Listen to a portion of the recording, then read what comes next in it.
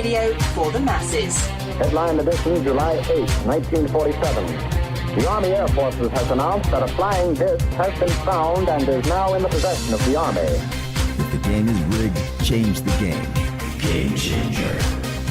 I occasionally think how quickly our differences worldwide would vanish if we were facing an alien threat from outside this world.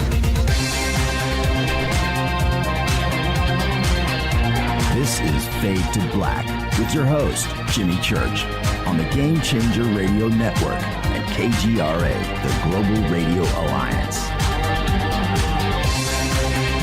I need your help to get to the year 1985. You're listening to Fade to Black with Jimmy Church on the Game Changer Network.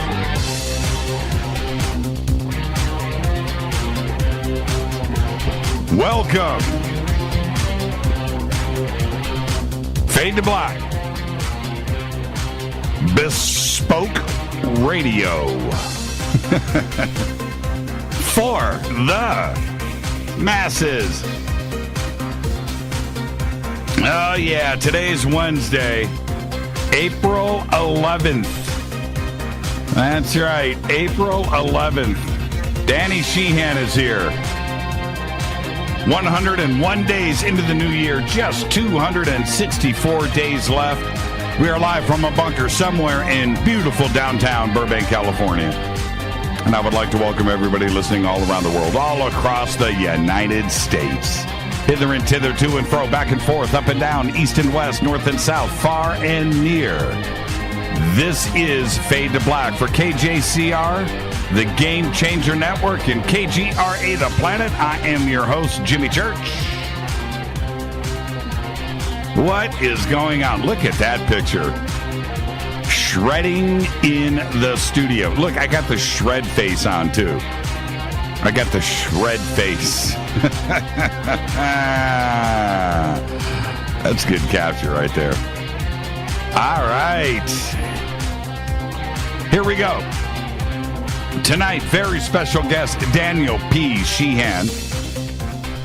And we are going to discuss, and we're going to discuss disclosure in the mass media tonight.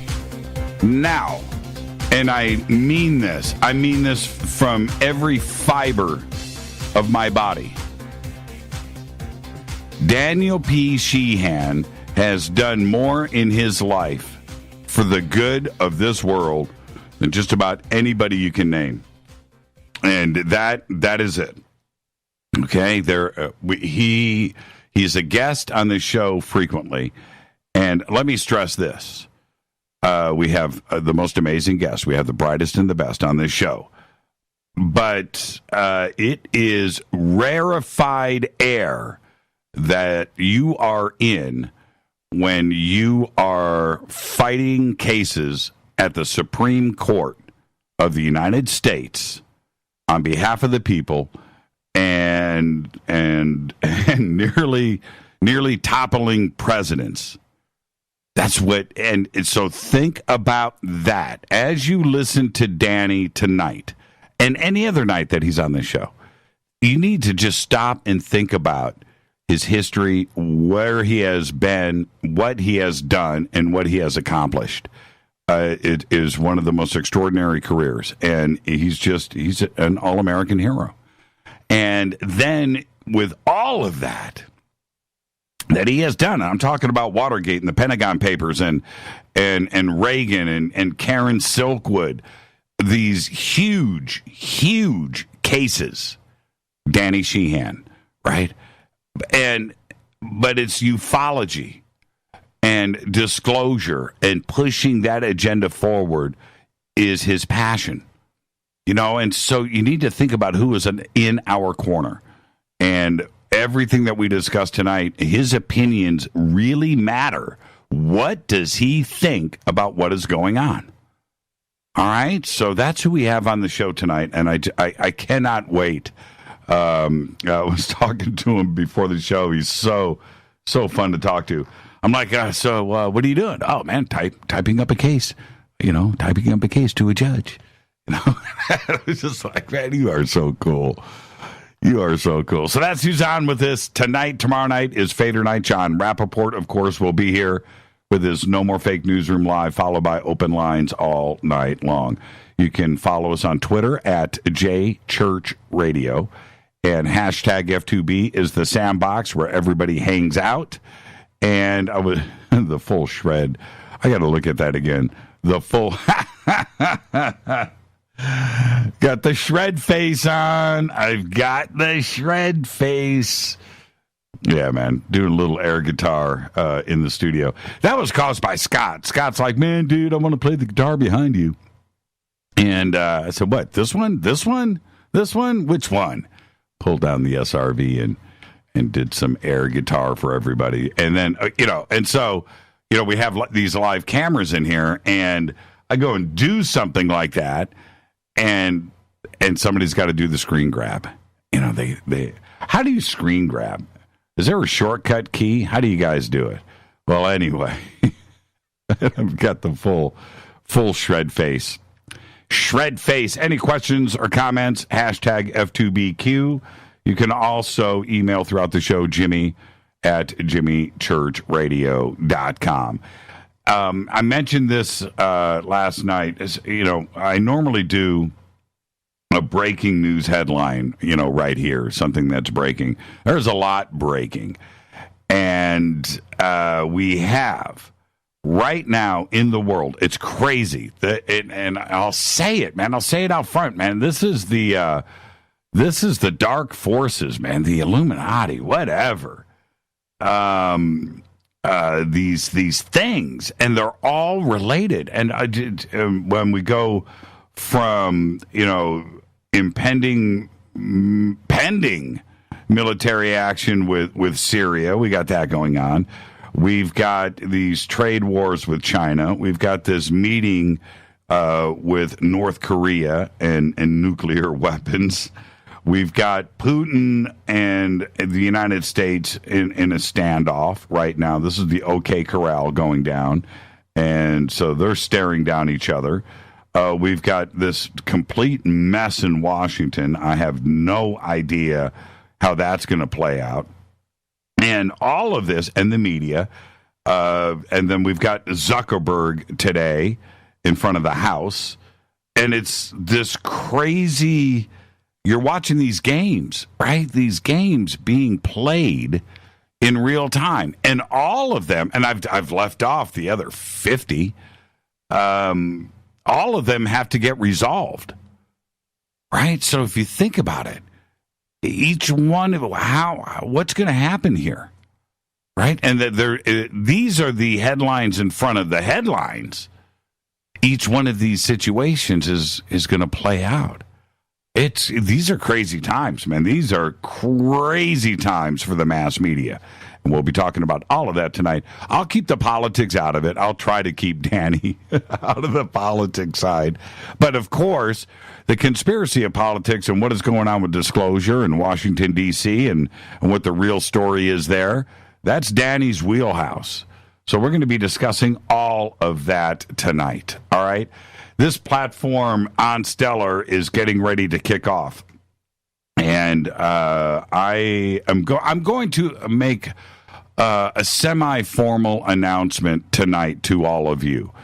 On Friday, and I'll talk about this on Monday's show, on Friday, I get to dance on the platform. Okay, I get to go and seriously get critiquing done. It's ready to go. And then in about 2 weeks or 3 weeks, the rest of you are going to be able to go in and build your profiles and get in on the alpha and beta testing of OnStellar, which is the next great social media platform. And after everything that Zuckerberg did for the last 2 days in Washington, he laid the groundwork for OnStellar and the necessity of OnStellar, a community-driven website. Now, the thing is, a community-driven social media platform. One of the members of the House today had said, Can't end users make money off of themselves? Why do you have to make all the money? I'm paraphrasing. Why does it work that way? And I loved that comment because that's exactly what OnStellar is. OnStellar has the blockchain as its foundation, and it will have its own token economy, and it's OnStellar tokens that you'll be able to go in and reward UFO researchers and authors and buy books and do all of that. But also, if you post a video or pictures, or you have a story and you post, and you can get rewarded for your research, and then likes, upvotes and downvotes and comments, things, and sharing, and all of this creates excitement in the economy, and you get rewarded for that. And as an end user or a content creator, that's exactly the way the world should be. It should be about us, right? And so think about that. That's what OnStellar is. OnStellar.com. OnStellar.com. Register today. Get your username now. You can use the promo code Jimmy when you register. You want to use a promo code when you register because you're going to get bonus tokens when the platform launches. So that's it. Help us promote. Get it out there. OnStellar.com. All right. Have you guys seen that trailer, by the way, for Contact in the Desert? It's pretty cool, isn't it? And I was just thinking, .com. Somebody help me, please. .com. All right. It's just my voice. I can't help it. It's the way that I speak. .com. Come over to the house for dinner. We'll eat. Come and hang out, and I'll barbecue, and you'll hear me say .com. You'll hear me talk like this all night. It's how, hey, come over and check out these steaks. .com. It's just my voice. I can't help it. It's the way that I talk. .com. All right. Don't forget, our next event will be Contact in the Desert. June 1st through June 4th, 2018, Indian Wells, Palm Springs, at the Renaissance Resort and Spa. Daniel P. Sheehan will be speaking there again this year. And tonight, he's here with us, and we'll also talk about what he is going to be doing out at Contact in the Desert. Tickets and info over at jimmychurchradio.com. We're going to be broadcasting Friday night, Fade to Black live, studio audience. We do it every year. It's a great time. And that's Friday night, and then I'll be hosting and introducing people all weekend long and hosting panels and stuff. So come and hang out with us. It is the biggest and best UFO conference in the world. Indian Wells, Palm Springs at the Renaissance Resort and Spa. Don't forget to sign up for our Soul Tech Gathering up at ECETI Ranch this August 9th through the 12th. We're only selling 300 tickets, and then that is it. 300 Fadernauts at ECETI Ranch. It doesn't get any better than that. SoulTechGathering.com. Don't forget to subscribe to our podcast. We have over 825 shows right there. It's actually 800 and... What are we up to now? 835, 840, something like that. $2 a month. And just go to jimmychurchradio.com and click on the podcast banner. You can also become a Fadernaut in our membership section on the site, where you get the Bunker Cam, commercial-free downloadable archives. And if you get the Game Changer, you'll also get the Fade to Black gear, an autographed shirt and hat. Don't forget to check out all of our sponsors: Life Change Tea, GetTheTea.com, Rivermoon Coffee, New Pharma, Ancient Life Oil, Sacred Skulls, New Mana Food Storage, and Bearing Optics. Let's get this show cracking. Check this out. Today, April 11th, is the day that I don't have any birthday wishes to give to anybody. And that is April 11th. Yeah, it's not there. When I have somebody that I, say happy birthday to, It's somebody that, I dug growing up and had fun with, whatever, music and, movies, television, popular culture. Don't do athletes. But those are, but not today, not April 11th. And if I gave you the options of who was available today, you would have died laughing. You'd have died laughing. What's that guy that advertises? I'm not even going to say his name, but he advertises. He lives in Beverly Hills, and he's got the Lamborghinis and the Ferraris, and come buy my get rich quick, whatever it is. His books. It's his birthday. It's his birthday. That's all I got. All right. On this day in history, 1970, Apollo 13 launched to the moon.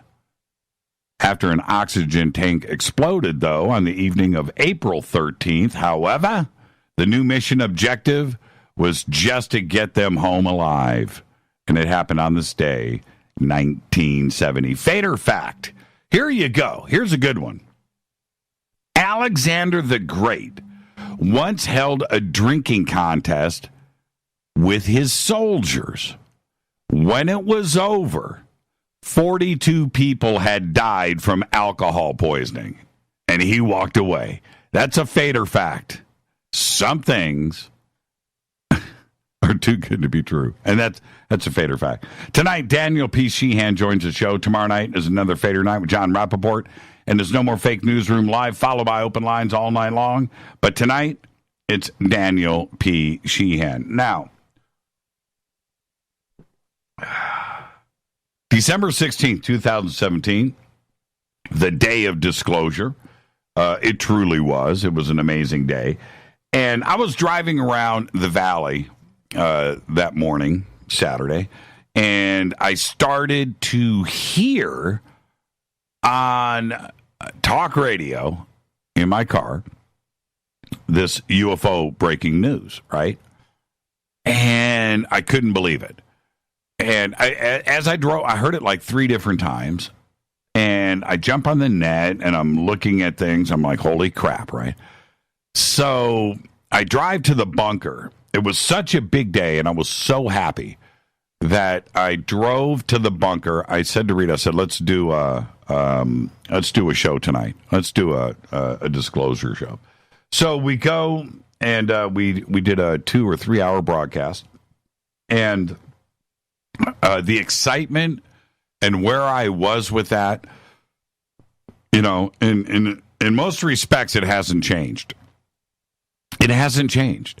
My excitement hasn't changed. The community that I draw my energy from, which is this audience and the UFO community, the conspiracy community, we all we pump the same blood, and so when the excitement like that, and I was just so happy for the community. I just thought to myself, we can do a show for every day for the rest of my life just on what happened today, and I'm good with that. I'm good, and it hasn't changed. And what is amazing to me is as we look at, if you go and you choose to go and dance around on some mass media site somewhere, you are going to find something that has to do with a sighting, something going on with alien planets, whatever, exoplanets. It's out there. It's every day. And I poked around today and saw some really cool stuff out there. And I thought to myself, it hasn't slowed down. It's absolutely amazing. Now, it is my job here. It's my job to question everything. It's my job. And hopefully, if I ask the right questions and I represent our community correctly, we all get smarter, right? We, over the last 4 or 5 years of doing this show every day, we've had a few moments of excitement like what happened on December 16th. And I can go back and personally cite some moments where there were some big things that were breaking and lots of hope and things, right? I mean, big stories, big. And as they moved on, it is my job, with each instance, it's my job to report, right? To find out. I get the questions from this community. I get the emails. Trust me, I get the emails. I read everything. I see what's going on. I read the post in Facebook. I see what's going on Twitter, and I try to bear the responsibility of asking the questions that you guys are concerned with.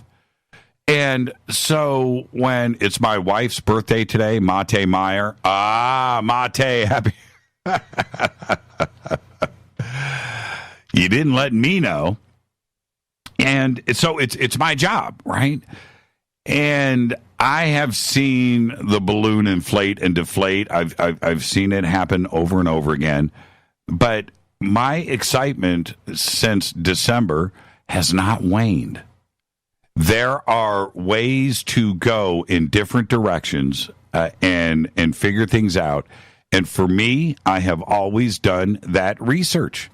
I've always done it. Before this radio show, I was doing exactly what I do on the air now is what I did throughout my life. I read the books. I watched the videos. I was all over the internet and researching and history and current things. And I went through all of that stuff.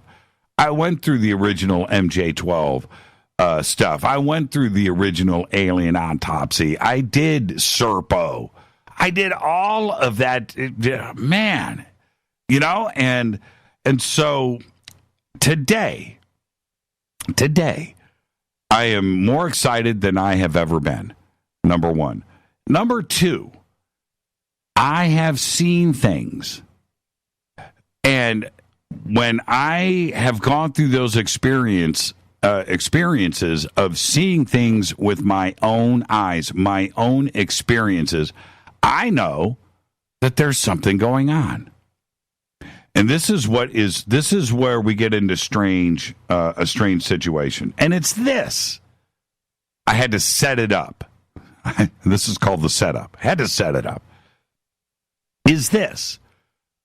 Going back to the sighting at Contact in the Desert, I'll use that for an example. I saw what I saw. Now, what if somebody came to me from the CIA, somebody came to me from Washington, some military dude, came to me and said, okay, Church, this is the truth. The president comes to me, calls me to Washington, whatever, and says, okay, this is the truth. We've never made contact with ET. Hasn't happened. There have been no crashed crafts. It's never happened. That's all urban legend. It's never happened. No radio signals, and we're looking for it. But it hasn't happened. We have nothing. And that's the truth. That's official. Okay? Now, if that was said to me, and it was true,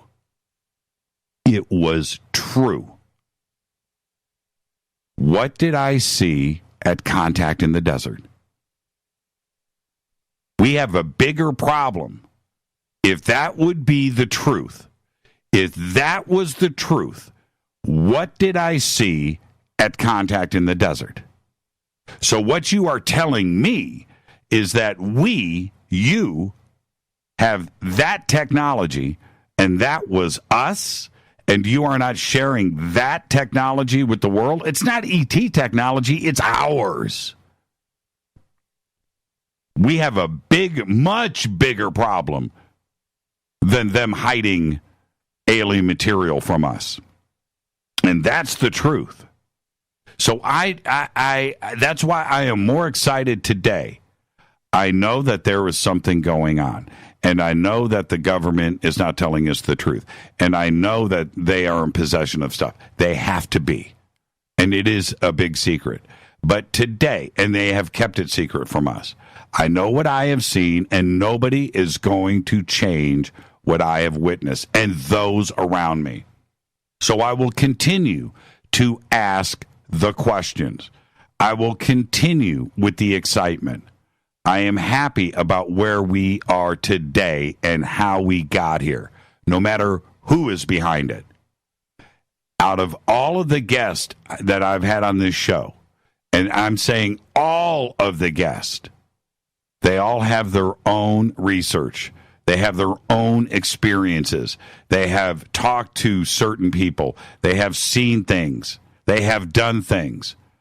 None of the experiences or evidence or photographs or drawings or dreams or anything that is there seems to mesh with the other. And I don't understand that. And it will always be my job to get all of this information together. It's the same thing I've done since I was a kid that I do to this day. That's why Daniel P. Sheehan is on this show tonight. I don't know everything. I don't. I'm out there trying to figure it out every single day. And when I bring on a guest like Daniel P. Sheehan, I am asking those questions that I need answers for. And you are going to get those answers through me. And I hope it was worth the setup, and I hope the answers are there for you. When I said the other night and last night and the night before about this warehouse out in Las Vegas, that cat is out of the bag. Allegedly, the cat is out of the bag. We don't know if that warehouse is real, but people are certainly talking about it like it is. I don't know who owns it. I don't know if it's private. I don't know. But what I feel confident about is when a secret like that is revealed, and I have researched everything. I've seen how this stuff plays out. And if there is ET technology in there, then why isn't it exposed right now? Just like I was talking about with Washington. So if you're going to keep it hidden from us, you're going to talk about it and keep us guessing, then it's because there's nothing there. There is nothing there. And that's what I get out of my research. That's how I feel. And I need to express that. That's it. So tonight, Daniel P. Sheehan, I am here to ask the questions. You need to listen. And there is nobody better to listen to than Daniel P. Sheehan. I'm your host, Jimmy Church, on the Game Changer Network and KGRA The Planet. This is Fade to Black. You can follow me on Twitter at JChurchRadio. Email is jimmy@jimmychurchradio.com. It's going to be one of those shows tonight. I guarantee it. It's guaranteed. I'll be right back.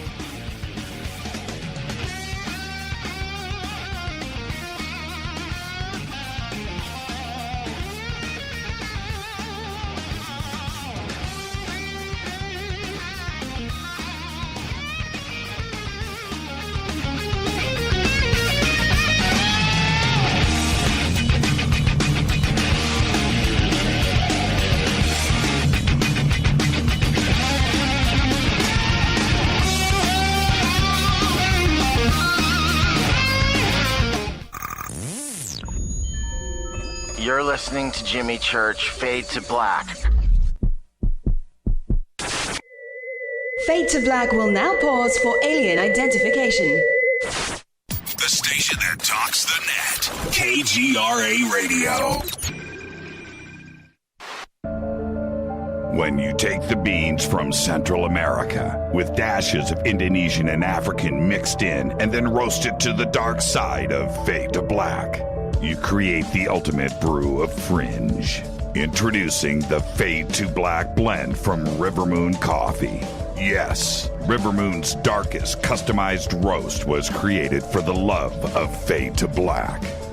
The alchemy of masterful roasting and smoking the beans is in every sip of this full-bodied, dark Java. I need my coffee dark. deep with distinct bittersweet chocolate highlights, just like the bunker. Leaning further into the darkness of the roast is Fade to Black Blend from River Moon Coffee. Just click on the banner at jimmychurchradio.com and use the promo code F2BBLEND for 15% off of your order today. Go Beckley Teppy. Natural Health Solutions with Chris and Ronnie. Hey, Ronnie, how you doing? Great, Chris. Now, you're the CEO of GetTheTea.com, right? Yes, I am. What is GetTheTea.com? I mean, is this tea you buy in a store? Well, no, it's not. Life Change Tea is just that. Life-changing. Life Change Tea is an herbal tea that gently cleanses your body from intruders. What do you mean by intruders? Well, intruders are toxins, chemicals, GMOs, heavy metals, and more. They're in our food, in our water, in our air we breathe. Seriously? Yeah, seriously. And Life Change Tea will help you with removing these, as you say, intruders? That's right, Chris. Are there side effects with this tea? Well, you might lose a little weight. When you clean your colon, you lose weight, you feel better, and you have more energy. Wow. Ronnie, where can people purchase Life Change Tea? Oh, that's easy. GetTheTea.com. That's GetTheTea.com. Ronnie, I want to thank you for being on the show. People, don't forget, GetTheTea.com. 9 out of 10 geneticists agree.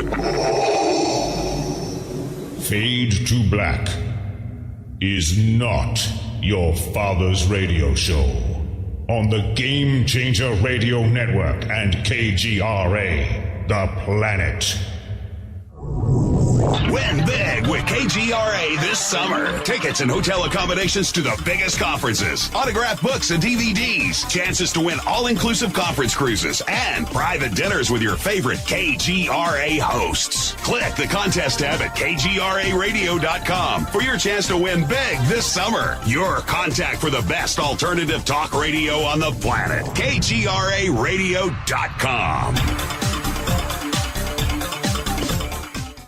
Hi, this is Rob Reiner from Anvil, and you're listening to JimmyChurchRadio.com. What's up? I'm Chris. What up? This is Kyle Massey, and you're listening to Jimmy Church Radio.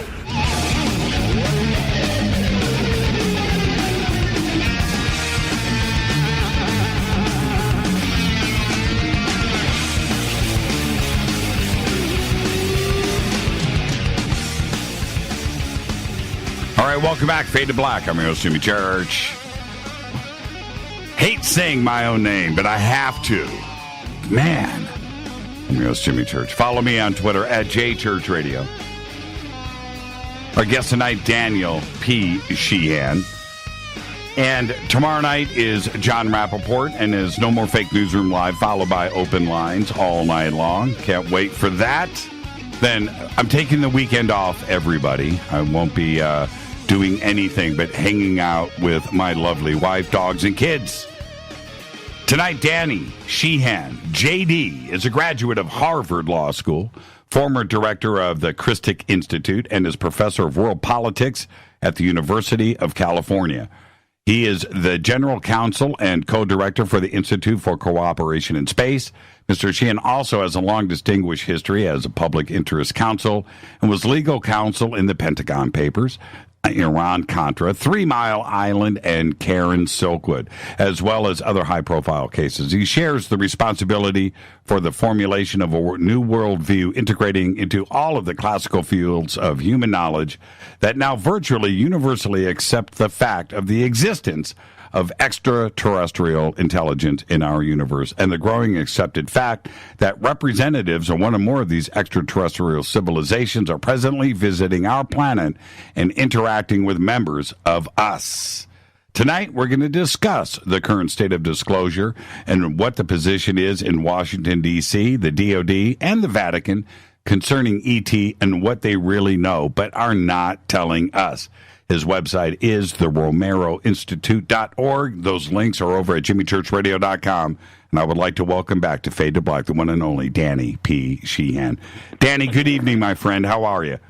Good evening, Jimmy. I'm fine. I've just been finishing up a major order for the court up in North Dakota to issue, granting us 40 different areas of discovery against the Tiger Swan Private Military Corporation, a spinoff of Blackwater International. that came in and tried to crush the Lakota opposition to the pipeline. So I just got that finished like 30 seconds ago, and ready to sit and talk with you and the rest of the country on the radio. You know what's funny? Yeah, I'm going to tell you something. In law school today, the curriculum across the United States, right? Law 101, right? Your first class is, okay, well, you know, but if you become a judge, look out for this guy, Danny Sheehan.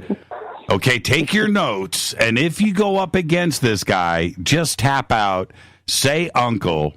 Right?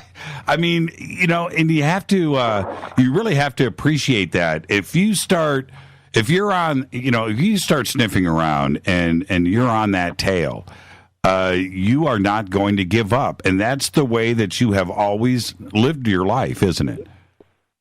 And so far, yeah, that's the way it is.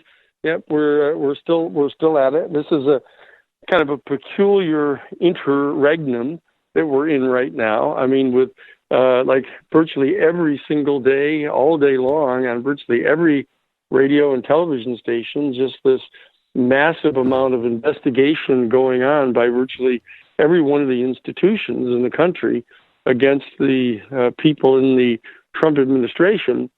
And it's and at the same time, while that's going on, there's this quiet process of replacing some 159 federal judges all throughout the country that are all being quietly nominated by Donald Trump and being ratified by the heavily, extremely reactionary Republicans in the Senate Judiciary Committee, and they're all being ratified and moving into place. So that the ability to actually make progress in the area of human rights and individual liberty and in cutting into the secrecy behind the government is getting more and more difficult. But we happen to be succeeding up in North Dakota in this particular case with the Dakota Access Pipeline, because there's been this major alliance that has been struck between the major petroleum corporations in the world and these new major private military corporations like Blackwater and Tiger Swan. The founder of Tiger Swan, this particular private military corporation that was brought in by the Dakota Access Pipeline, that is headed up by a fellow by the name of Jim Reese, who was the commander of all anti-terrorism operations worldwide for Blackwater International. And they've come in and basically imported all that into the country. And let me jump in. It's interesting that you point that out, because although I don't do politics on this show, you know that, but I don't do politics, but I do the conspiracy of politics. And the one thing that I have brought forward over this last week is that, and this concerns disclosure and what is going on right now in the mass media, but we have the headlines over the last week, and they've been developing into this, but the headlines are these unresolved situations around the world concerning the Illuminati and the New World Order and big pharma and petroleum and the military industrial complex and the banking system, and it's all connected. And this is what is fascinating with me. Each one of these situations, Danny, has to get resolved. Whether it's North Korea, whether it's his trade war with China, what's going on with Putin, airstrikes in Syria, Zuckerberg over the last 2 days with Facebook and data breaches, and just on and on. And it all seems to be, these dark powers. Yes, all at the same time. Yeah. And if you don't think it's connected, look at what these headlines are. And each one of these situations has to get resolved. And then you throw into the mix disclosure and the UFO question. It's so weird.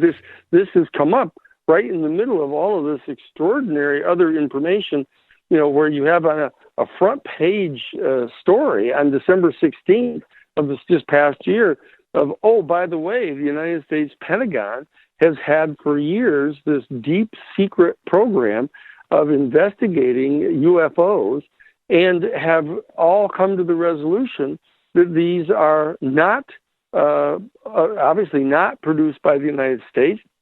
And the fact is, they all know perfectly well they're not produced by the Soviet Union or China, and yet they're saying that, they're just investigating this UFO phenomenon, and they absolutely refuse to talk about extraterrestrial intelligence, even though there are internal documents that Richard Dolan has revealed in his important 2-volume history of the national security state and UFOs, internal documents by General Twining and everyone else saying, look, we're absolutely convinced that these come from some extraterrestrial civilization, and we've got to do something about this.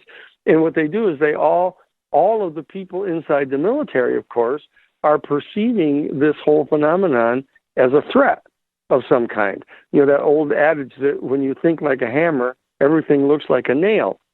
You know, it's their job to protect the air security around a particular nation state's boundaries, and they've got these vehicles flying into their airspace, you know, going at least 100 times faster than anything that they've ever heard of or seen, and that's all the way to the very top levels of the military, and they keep on sending letters in saying, look, somebody's got to look into this. We've got to do something. So it turns out that there has been this ultra secret operation inside the Pentagon, but it's called the Advanced Aeronautical Threat Assessment Division, so that the entire prism through which they're perceiving this extraordinary phenomenon is simply through the lens of a threat to the military security of the country. And it's very unfortunate because the entire rest of the academy, that is, you know, the universities and the institutions of government, are all in full throttle, you know, just ridiculing this entire idea. You recall, Jimmy, when I was representing Dr. John Mack, the chairman of the Department of Clinical Psychiatry at Harvard Medical School, when he was called up in front of the faculty committee at Harvard, and Dr. John Relman was chairing that committee, who is the editor-in-chief of the New England Journal of Medicine. And, you know, he flat out asserted, they're sitting in a whole faculty committee at Harvard University, that the idea that there could exist extraterrestrial intelligence and that any one or more of these vehicles that have been cited could possibly be a vehicle from an extraterrestrial civilization was completely ridiculous. It was really amazing. It is amazing. Here you have the seat of liberal education in the world asserting that it's absurd to think that extraterrestrial intelligence exists. Whereas now, almost the entire new generation of scientists all acknowledge that it's absolutely certain that there's extraterrestrial intelligence. Now, the debate is just whether they can get here or not. That's right. You know? That's right. And you, I would love to hear your take, your opinion on this. With all of the high-profile cases that you have done, what comes with that is the media on all fronts. Yeah. And so I am sure, and especially back in the day when you actually had to pick up a newspaper, remember those days? And so and you're reading about your stuff. I'm sure that you took a gander once in a while. But you are experienced with the media and how they have covered subjects over the years. Now, going back... I represented them. I represented the New York Times and NBC. And so, I didn't want to say the New York Times out loud, but you just did. Okay, so, like the New York Times, and now when we have situations like today... with the UFO coverage, did you ever think that it would happen like it has played out since December? Well, I was surprised, frankly. I mean, I started getting calls from people that I knew at the New York Times and other places saying, "Look, Danny, there's going to be this story coming out that is going to be talking about this deep secret operation inside the Pentagon, and the Times has decided to publish it. Now, I know perfectly well what the process is behind the scenes, pursuant to which the board of editors makes a decision to print something or not. Tell us about that. Tell us about that process.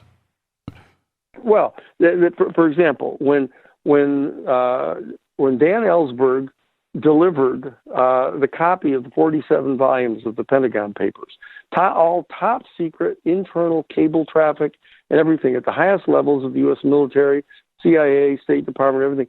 It was an entire compendium of top secret information.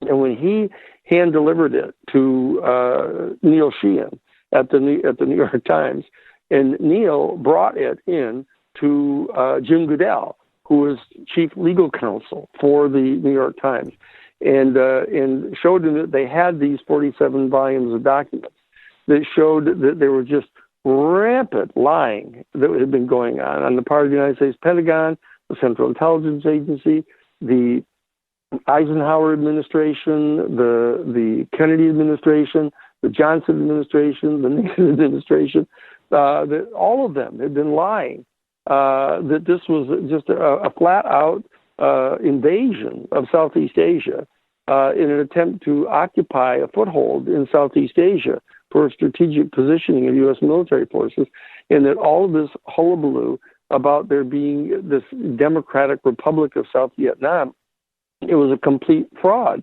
And so that everybody inside the New York Times had to all of a sudden say, wait a second, do we want to publish this or not?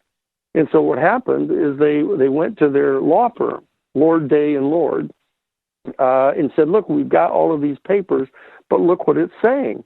It's saying, every single one of these administrations, Republican and Democrat alike, have been involved in this tremendous conspiracy to engage in this invasion of the peninsula in Vietnam and lie about it to the American people and to lie about it to everybody in the world. Dare we publish this? Because what will happen if we do this? And so that what happened is Lord Day and Lord, their senior partners, told them that they shouldn't publish it because it would violate the national security of the United States, even though it was a total lie, and everything that they were doing with the entire Vietnam War was dramatically undermining the security of the entire United States. But they had to decide whether they were going to publish it. And Lord Day and Lord told them they couldn't. In fact, Lord Day and Lord told them that if they didn't give the documents back immediately, they were going to call the FBI and turn in the New York Times to the FBI. Well, now, what do you think the editorial committee, how do you think that conversation went about the UFO subject? If you were a fly on the wall. That's why it's so important. Because, it would have been almost just like that. It would be saying, wait a second, we've got our hands on information now that makes it perfectly clear that the United States Pentagon, with obviously the full knowledge of the Central Intelligence Agency and the highest levels of the government structures, have known that the UFOs are real, that they don't belong to the United States, they don't belong to Russia, and they don't belong to China. And so the question is, what are they? And so that they just kept it secret, and they lied and said they weren't even looking into it. They continued to ridicule the whole idea. So the New York Times getting their hands on that information, there had to be the highest level decision to publicly reveal that information. What evidence? I mean, that they vet, right? And they go and they look. What do you think was presented to the New York Times as far as vettable information? Documents. Well, they have documentation. They had Louis, the guy who was the head of the entire department, was there sitting talking to them and handing them documents and showing them videotapes and everything. So there's always two levels of vetting in the New York Times or NBC News, the people that I've worked for. One of them is to determine whether or not it's true. And that's a very vigorous vetting process. They have to have at least two sources, etc. They have to attempt to be able to verify it from some other extrinsic data. And then there's this other entire decision as to whether they're going to do it anyhow, whether they're going to tell about it. As you know, their banner on their headline is all the news that's fit to print. And so the question is, what are the standards they use to determine what's fit? You would assume that anything that's true, that is really important to the country and to the national people, should be told to them. That's what the news is all about. The news should share with the citizenry the kind of information that we need to know in order to participate in making public policy decisions. Well, the fact of the matter is that's perfectly clear. That's not the standard that they use, because the members of the board of editors and the owners of these major news media they're part of the same club. They're part of the same club that the two political parties are run by. They're the same corporations that fund the two major political parties. They're the same bankers that finance the military-industrial complex. And so that there's this entire other dimension that they decide of what it is that they're going to do. And there is a category of secret revelations that they're afraid if they were revealed to the public, to the great unwashed, that we would all lose confidence in the governing class. And the New York Times and NBC and all the others are part of that governing class. I happen to get to go to have a full scholarship to Harvard College, then to Harvard Law School, then to Harvard Divinity School. I've been there. I spent a decade in the heart of that, and then I went to work for the number one litigation law firm in the entire world on Wall Street. So I was there inside those institutions. So I know perfectly well that they have this sense of elite authority to make governing decisions for the people. They do not trust the people. They think that the people are ignorant. They think that the people are venal and petty, and they primarily think that they're selfish and self-interested, in that they don't think in complex ways. And so they have this entire philosophy of governing, which there's an elite governing class that comes up through the Ivy League schools and business schools and graduate schools and professional schools, and that they're invited sort of seriatim into the governing class. That's what's happening. That's why this is so extraordinary. To have the decision made by the New York Times, which is the quote the newspaper of record of the country, right, make this decision to reveal the flying saucers are real, and that they don't belong to the United States, and that they don't belong to Russia, and they don't belong to China. Well, what they didn't say is, well, what's the obvious answer to what these things are? And they didn't say it anywhere. There's no discussion in any of the articles at all about extraterrestrial civilization. There's no discussion about it whatsoever. It's just like there's this mystery. Luis, the guy who was the director of the program, he said, well, if you, and here's how he said it. He said, look, if you get ready to go to bed at night and you lock all of your windows and you lock all of your doors very securely, and you get up the next morning and there's muddy footprints across the rug in your living room, you know that something's wrong, but you don't know what it is.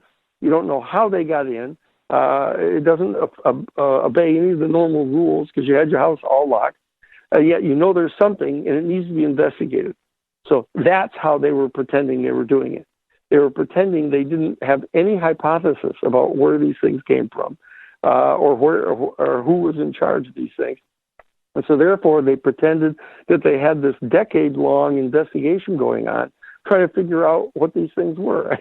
But never once did you hear the articulation of the hypothesis that they were from an extraterrestrial civilization.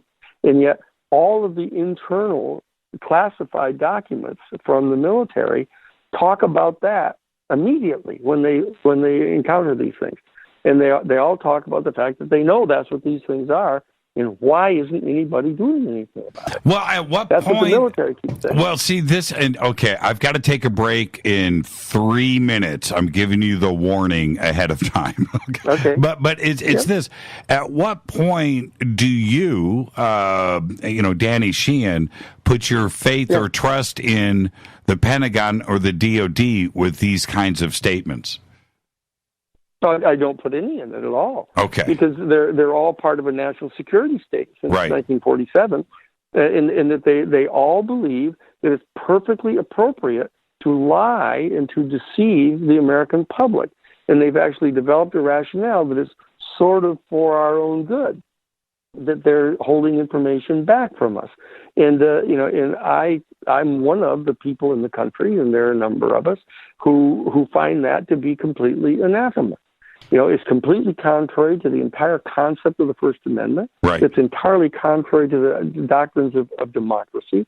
And we intend to make true all of those things that we were taught in high school civics about what democracy is all about, what the Constitution is for, and how it is that we can end up, at least eventually, governing ourselves.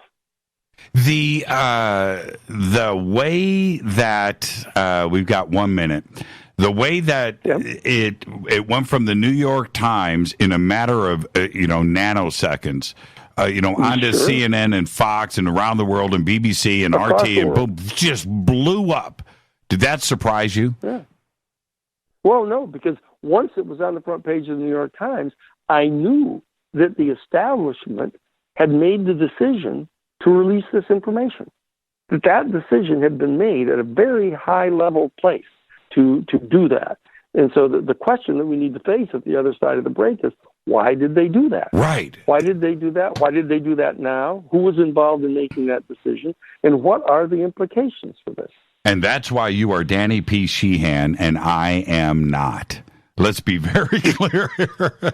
Daniel, let's take our break right here. When we come back, we'll follow up with everything where we are stopping short right now. This is Fade to Black. I'm your host, Jimmy Church.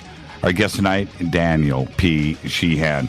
We're discussing disclosure and the mass media, and there is nobody better than Danny P. Sheehan. We'll be right back. Stay with us.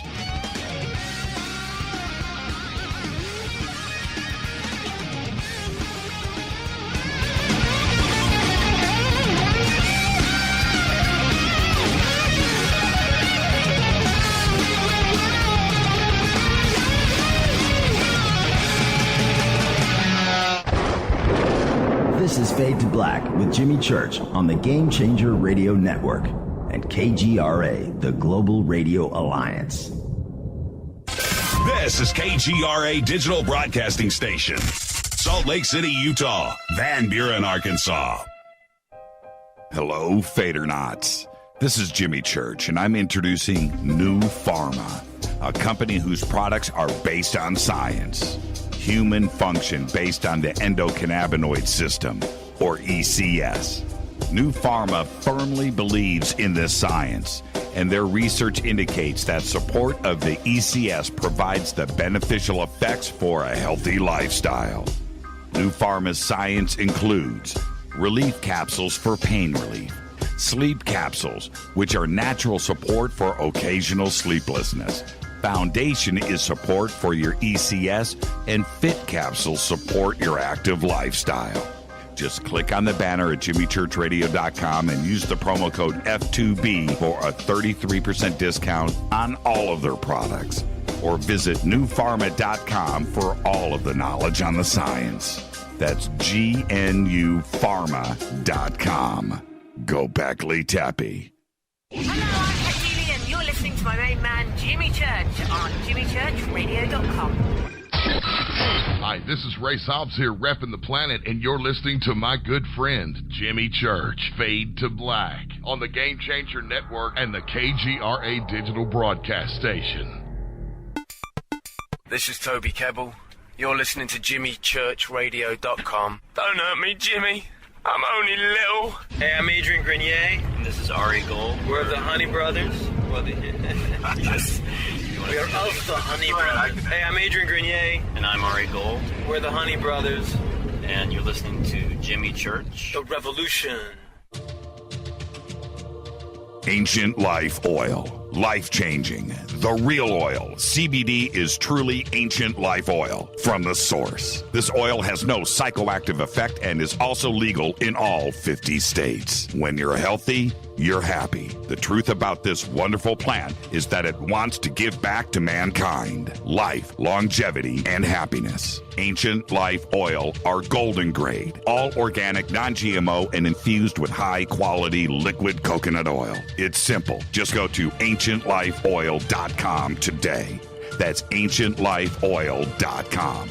The best, purest, organic, and non-GMO CBD in the world. Go Beckley Tappy.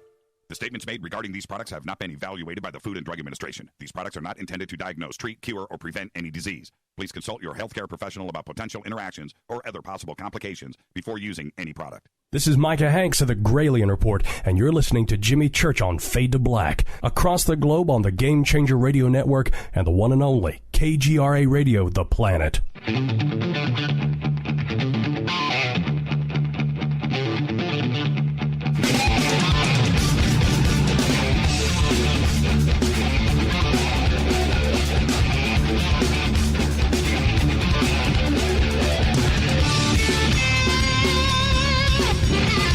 Welcome back, Fade to Black. I'm your host, Jimmy Church. Our guest tonight, Daniel P. Sheehan. We're talking about disclosure, the mass media, and what is going on right now. It is it's out of control. It's fun.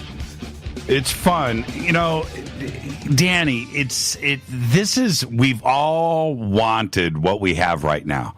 You know, recognition of the UFO question in the UFO community, and we've been ignored for years and laughed at and ridiculed.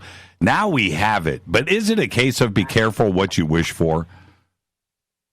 Well, it's I don't think I'd put it that way, Jimmy. The real question is, what type of response are we going to have?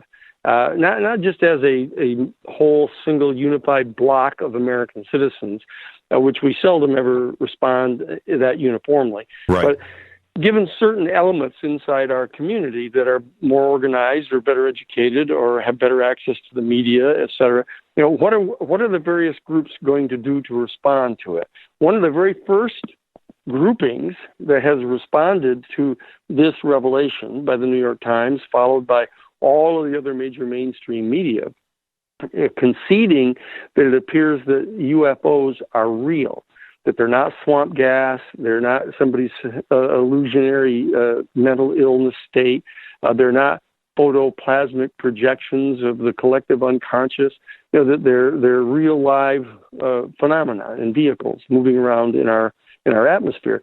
Now that we've acknowledged that, what are the responses going to be? Well, the first group that has come out directly in response to this, of course, that we know, is this group called To the Stars Academy. And this is made up of, the board of directors and the leadership of this is made up of like 95%. All of them are former national security state people.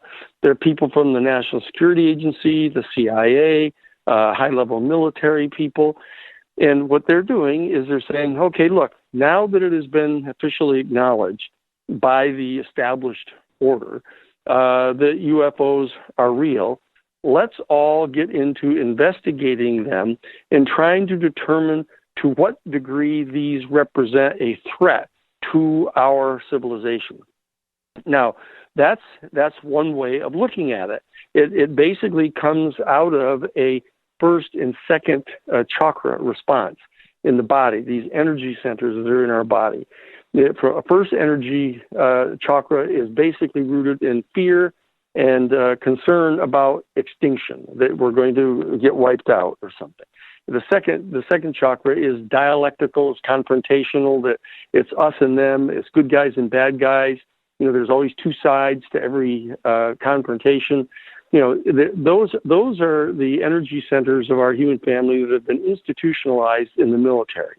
And then there are all the greedy people that gather around that and try to just make money selfishly off from that. But there are other groupings. There's the entire religious community, for example. And I'm not talking about crazy yahoos or people that are stupid and crazy. I'm talking about people that are genuinely spiritual people. And they all rush around and they say, oh, this is fantastic. This must be people coming from an extraterrestrial civilization. They're all coming here to save us. They're here to solve our ecological problems of global climate change or nuclear weapons, or contamination through radiation from the nuclear power plants.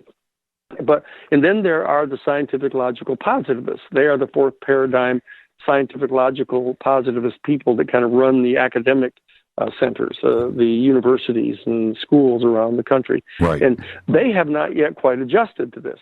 They are aware of the fact that they're being told by the people that are in positions of authority in the country that this is true now, but they haven't quite figured out how to respond institutionally to this. So those are a handful. Now, then there is the kind of traditional UFO community. And the UFO community, as we all know, most of us are listening tonight, that, since Roswell in 1947, in July of 1947, there's been this building percentage of people inside our country and around the world who had become convinced by the events that transpired in Roswell and a few other instances that occurred around that time, that these UFOs are real, that we believe that they are, in fact, vehicles from an extraterrestrial civilization. And the fact is that our United States government has been concealing that fact, that they've known about it, that they're engaged because they're all caught up in the Cold War against the Soviet Union. They're into trying to figure out how to capture this technology and transform it into some kind of a weapon that they can use against the Soviet Union and communists around the world. It's a classic dialectic, second paradigm dialectic of guys and bad guys. And so people are saying, well, it's perfectly understandable that the national security state that was created by the National Security Act of 1947 would, in fact, engage in responding to this UFO phenomenon as a physical threat. Okay, and so therefore they've been concealing it from us. They've been lying to us. It's all part of that national security state duplicity. The same kind of thing we encountered with the Vietnam War in the Pentagon. And so our job in the UFO community, they've perceived it as, is our job is to break the silence. Our job is to get people educated about the reality of this phenomenon, to take on the United States government, to challenge their cover-up and secrecy, and to basically engage people who are so distrustful of the institutions of government that they view this as one of their favorite subjects. It's sort of paradigmatic demonstration of the duplicity of the government. And so that entire UFO community has now been confronted by what to do about this, because this isn't full-scale disclosure. It is some kind of peculiar thing. It isn't the United States government or the New York Times or any of the established order coming out and saying, oh, look, extraterrestrial intelligence exists, and these UFO vehicles are, in fact, vehicles from an extraterrestrial civilization. They're here visiting us. We need to find out what kind of levels of diplomatic relations we ought to have with them. None of that conversation is going on right now. They're trying to confine it. Those who have revealed it in the New York Times and the established military, they've revealed the existence, the genuine reality of UFOs as vehicles, not as phantasms or made-up fiction, that they're real, but they do not want to have any discussion about the existence of extraterrestrial intelligence.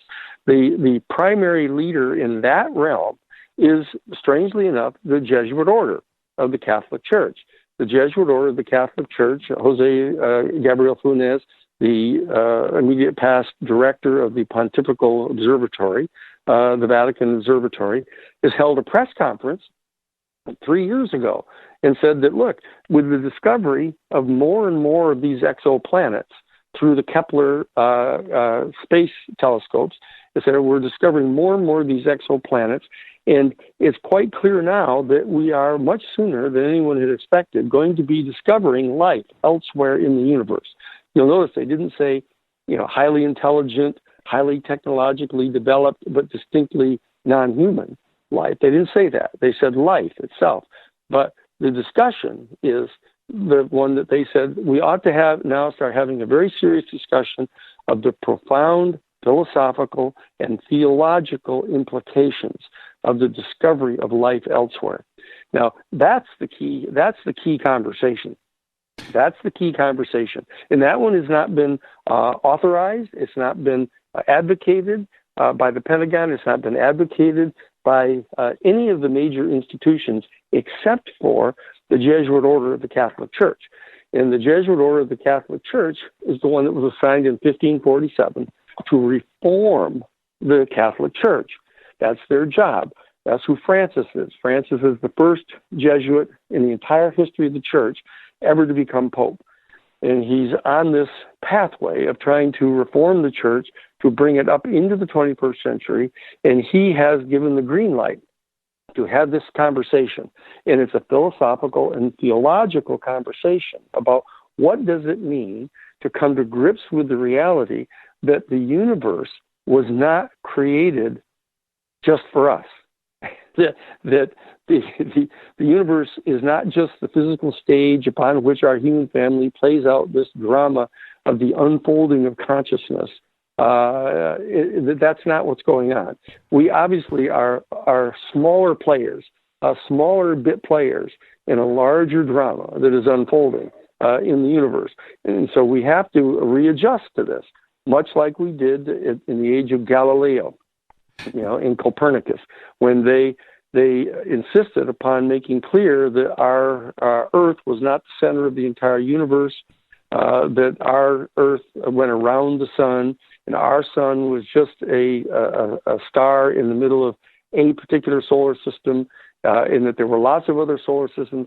That whole cultural shock that we had to go through at that particular time, which the institutions, including the Catholic Church, fought back against savagely to try to maintain the power structure that had been designed, and everybody knew their place in it, and that this was totally disruptive of the social order. And that's what they're using as an excuse now. The major military people don't want to acknowledge that this is an extraterrestrial civilization because they are fearful that it's going to disrupt the social order. Which didn't happen. Which didn't happen, by the way. No. Didn't you find that interesting? Going to happen. Yeah, nobody started jumping off of buildings. No, nobody ran to get their money out of the bank. And, and head for the hills. None of that's going on at all. Now, to give them their due, they're making the argument that, well, for the past 75 years, basically, or 70 plus years from Roswell in 1947, so it's like 71 years. 71. There's been this process. There's been this process of softening up the culture, of feathering into the culture the existence of this extraterrestrial civilization, to the point now where the young millennialists, they all just consider it as a matter of fact. It's clear to 95% of all the millennial generation that sure, there's extraterrestrial people. Sure, that we're going to have contact with them. Probably we are having contact. They're in a very, very different place. So that the people who are World War II generation people, 95% of them are all dead. And so that they don't have to go through the trauma of shifting their entire reality system. Why? Those of us who are in the baby boomer generation are sort of in the middle. We're having to transition from a former worldview into a new worldview, and that's our job. That's our job as the two largest generations in the history of the human family, the baby boomer generation, born from February 3rd of 1943 all the way up until November 22nd of 1963. That whole group of us, 82 million of us, are the largest generation in the history of the world. And the new millennial generation, the kids that are about 35 now down to about 10, that whole group is the second largest generation in the history of the world.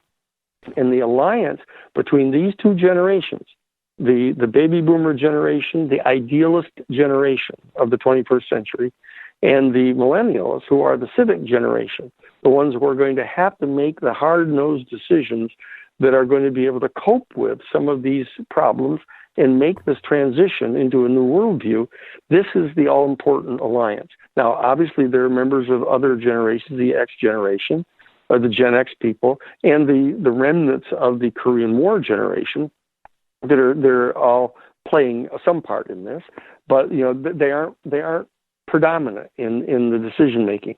It's always the idealist generation and the civic generation of every 100-year cycle that really make the major decisions. And that's what's going on now. What we see rising into the ascendancy is the millennial generation, the kids from Parkland High School, the people that are out marching in the streets, putting tens of thousands of people, millions of people into the streets to try to come to some grips with, the existence of, 50-shot banana clips that, you can walk in off the street and buy one of these things and go mow down your people you don't like in your church or your school. There's and this is a dangerous issue. We all know that, because we certainly don't want to just allow the people who run the government, these elite people who run the government or the governing class, to be the only ones with guns. So that there's some very serious conversations that need to be undertaken.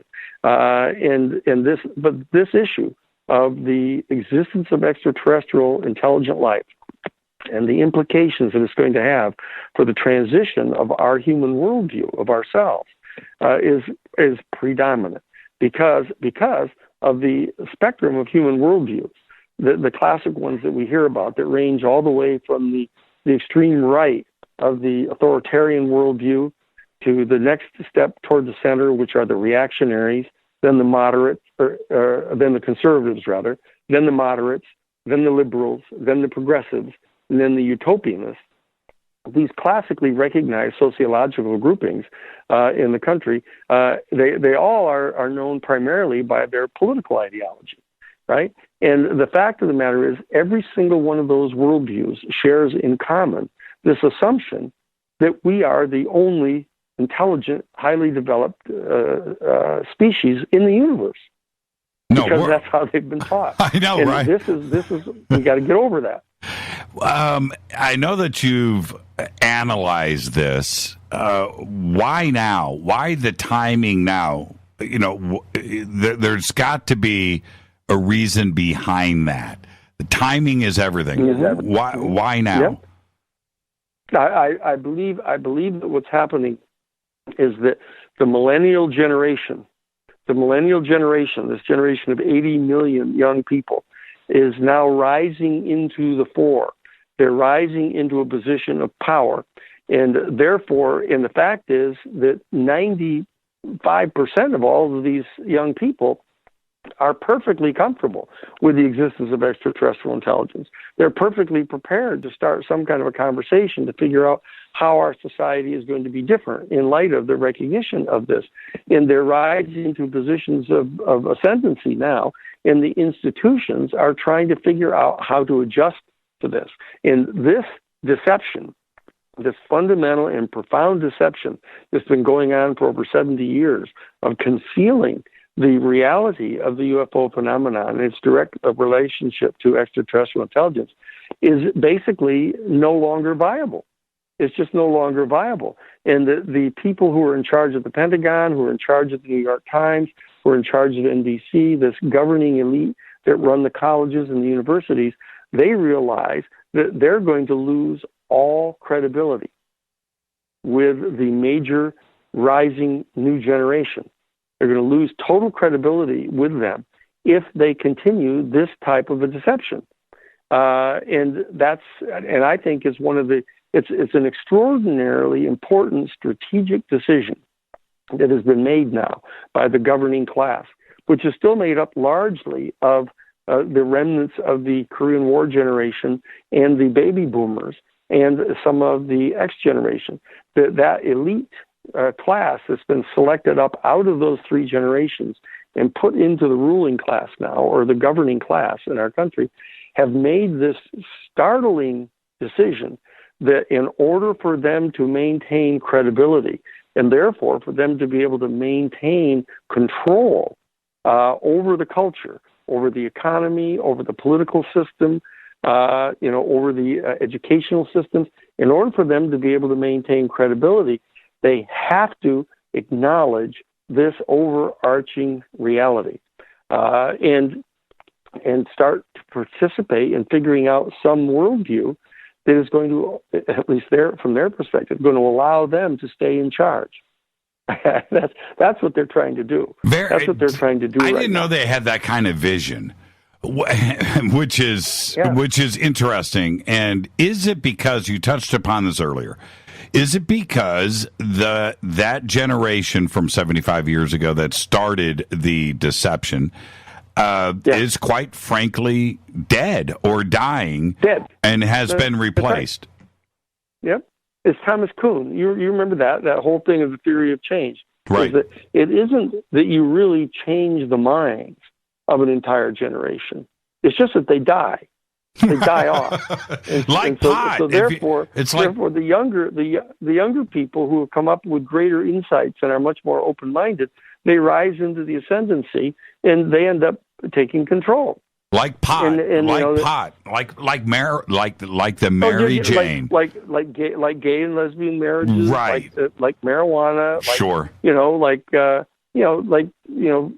all of that stuff just rises into the culture, and if it happens on a gradual enough basis, the society stays fairly stable, and the elite ruling class of people, the elite governing class, want to be able to stay in control. In this move that you've just seen with Trump, not getting political, but the fact that they have now, radically altered the tax structure so that the richest 1% can basically keep as much of their money as possible. And they've eliminated the estate tax, one of the most radical forms under the Roosevelt administration, to try to avoid a royalist class, of trying to get rid of this kind of elite royalist class that is hooked to money and property and owning and controlling 90% of all the property. Because they will, by dint of that power, they will in fact exercise control over the political structures.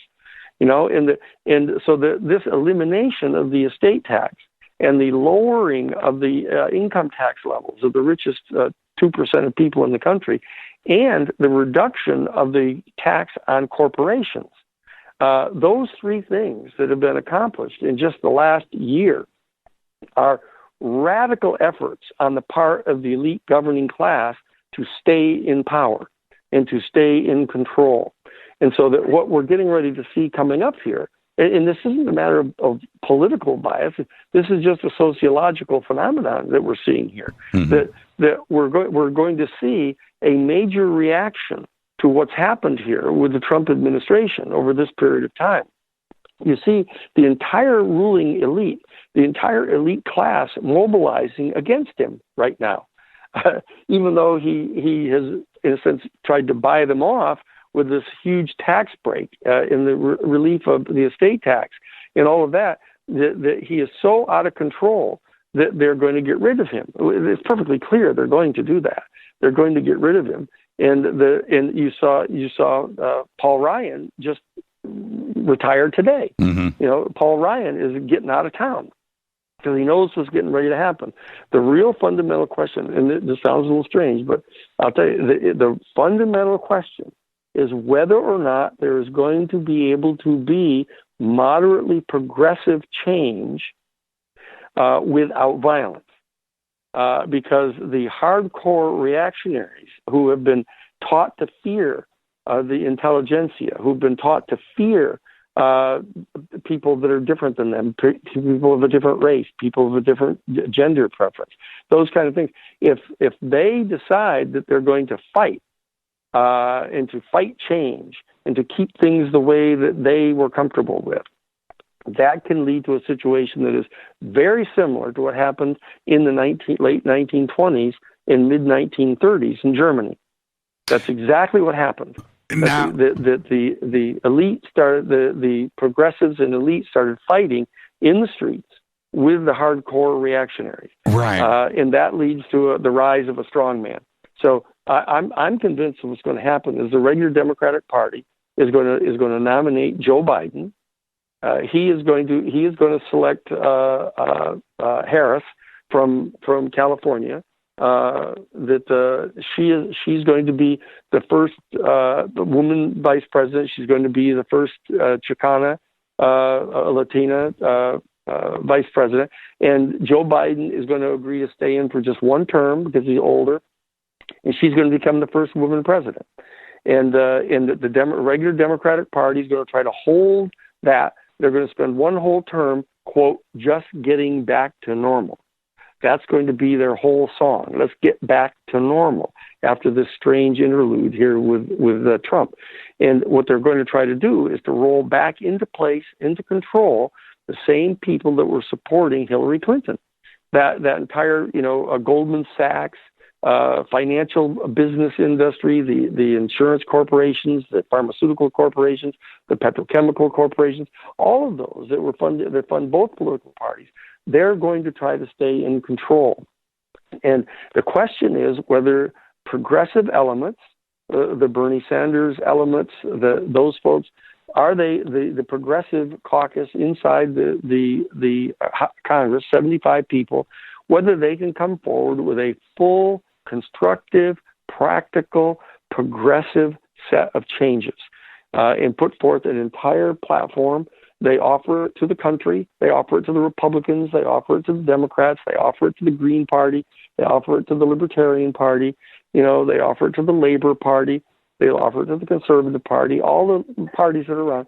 This uniform platform to bring about steady progressive change, to take into account the fact that we are on the very brink of having to become people that are going to be moving out into outer space. And we're going to be encountering other intelligent civilizations.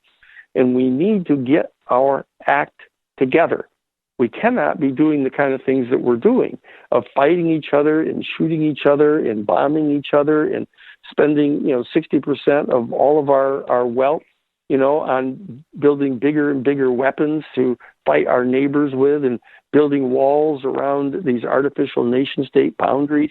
That isn't going to work.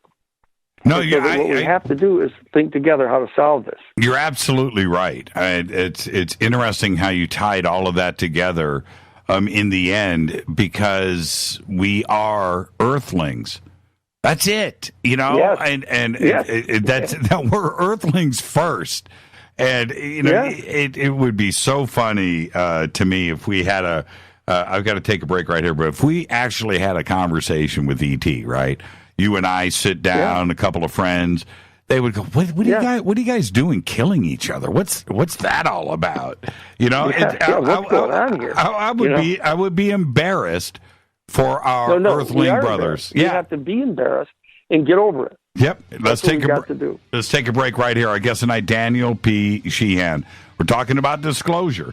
Now, when we come back in the mass media, I need to ask Danny who made these decisions. He said it. Somebody green-lighted it. I want to know who. Our guest tonight, Danny P. Sheehan. I'm your host, Jimmy Church. This is Fade to Black. Stay with us.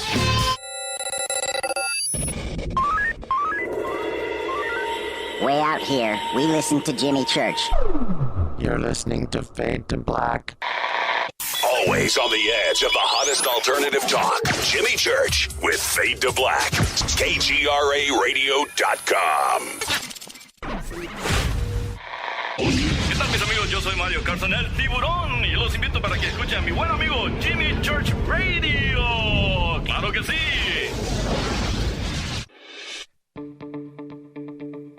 Hurricanes, earthquakes, wildfires. This year we've experienced more than our fair share.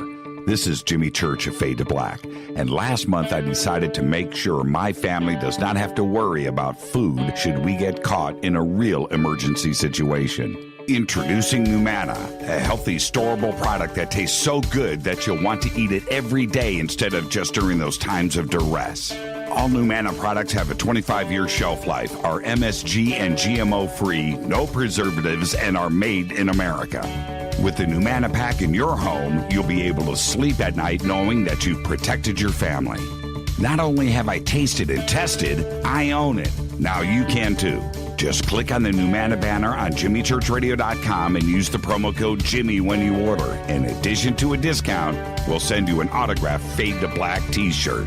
Seriously, go Beckley Tappy.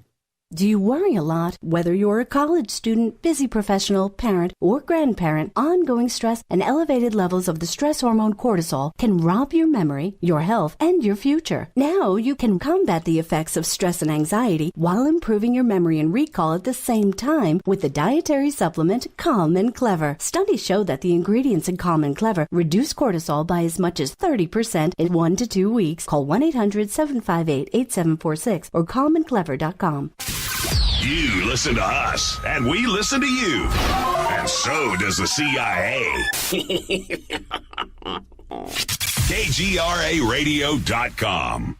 Hi, folks. CBD is the home run hitter for health right now. Why, you ask? Because of what it does for the body. Unfortunately, I can't tell you all about the benefit. You know, there's reasons. Do your due diligence and log on to AncientLifeOil.com. That's AncientLifeOil.com. Ancient Life Oil uses organic ingredients and is blended in coconut oil for some of the best benefits. Legal in 50 states and non-psychoactive. Log on to AncientLifeOil.com. That's AncientLifeOil.com. You are listening to Fade to Black with Jimmy Church on the Game Changer Network. Oi, oi, I'm Reese Evans. You're listening to Jimmy Church. This is Revolution. The revolution will not be televised. The revolution is on radio. Ciao.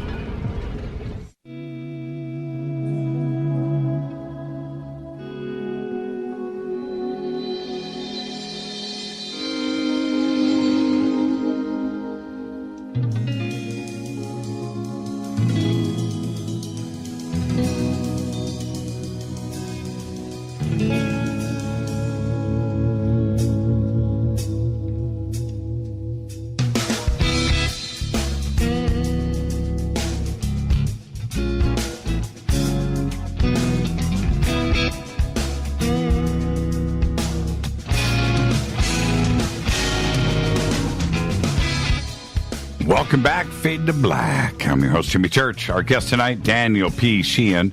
We're talking about disclosure, the mass media, what is really going on, and these are amazing days.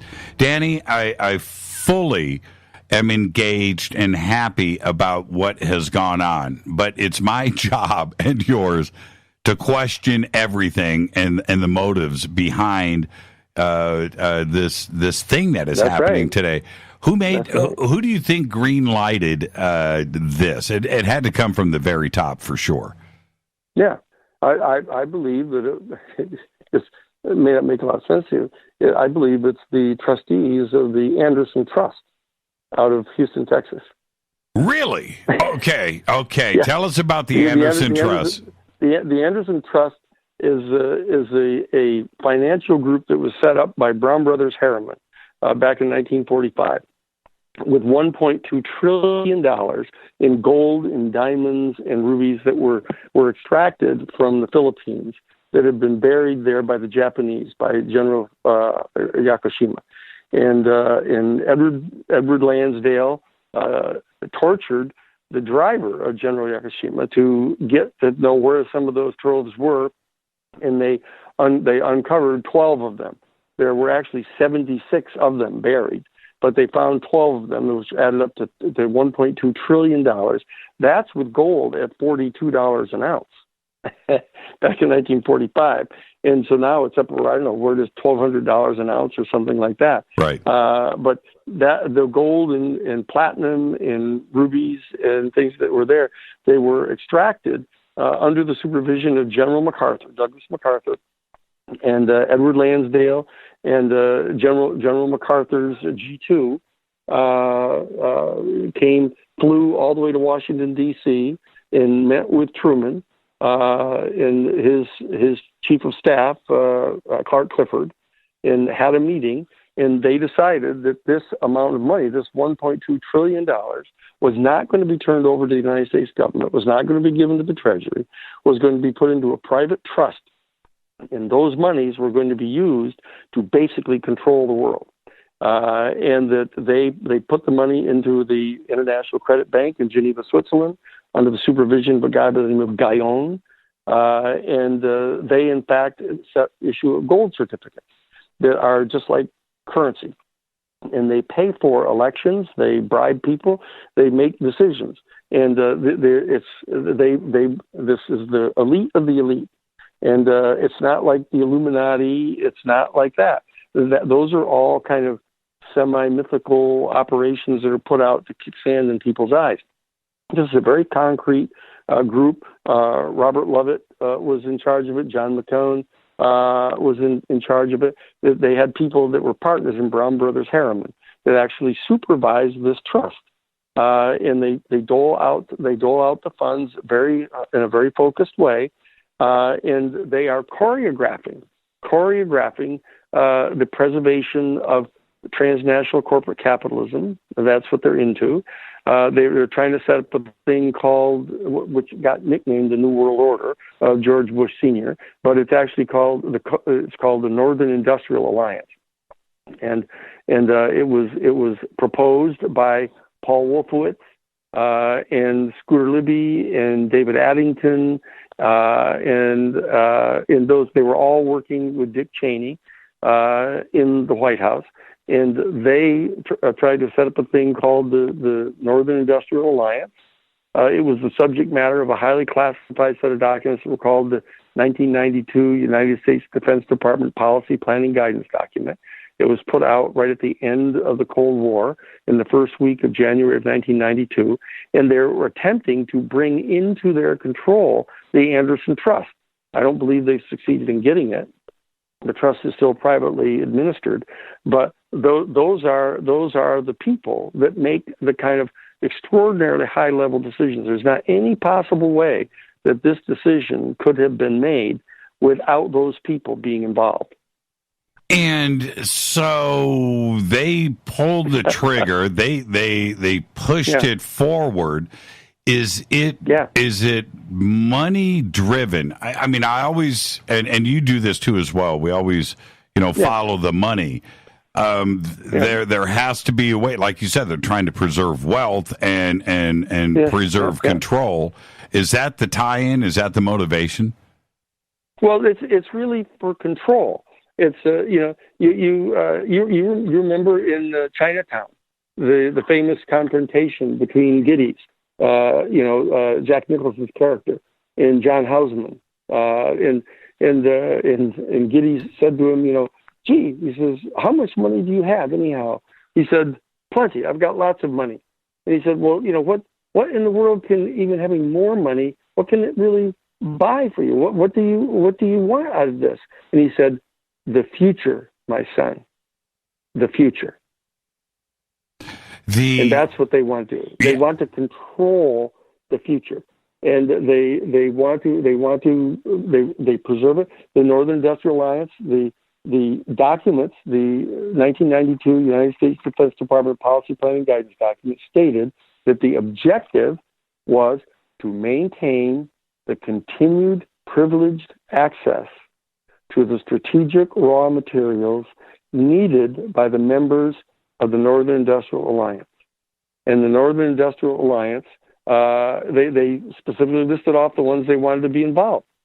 The United States, Canada, Mexico, not the indigenous people of Mexico, but the PRI, which are the Castilian Spanish, the United Kingdom, France, Italy, Germany, the new reunified Germany, and they even said they were willing to invite in Russia now that they have spun off all of their ethnic provinces. I did find that's a document. That's a classified document. The reason why this makes so much sense is there hasn't been any denial out of Washington, the White House, the Pentagon, There's been some corrections on the statements, the naming of ATIP, that it's aviation, not aerospace. Yep. There's that. Yep. There has been the recognition of the program, which is interesting in itself, but there hasn't been any denial out of Washington. They're not denying it at all. Nope. And so the question really is whether or not our community, are you still there? Yes. Yeah. The question is whether our community is going to be able to develop a balanced view of what the implications are for this, so that the conversation is not dominated by the national security state people that are basically running the To the Stars Academy. They need a place at the table. That's a perfectly logical element of the discussion that has to be undertaken. But there needs to be developed a counterbalancing, not just a bilateral dialectical confrontation, but a multi-worldview discussion that takes place that includes the extremely conservative people, the moderate people, the liberal people, the progressive people. We need to be able to sit down as human beings, as members of the Homo sapiens, as earthlings, to have this conversation, to start to prepare for how we are going to present ourselves to the people of the other solar systems.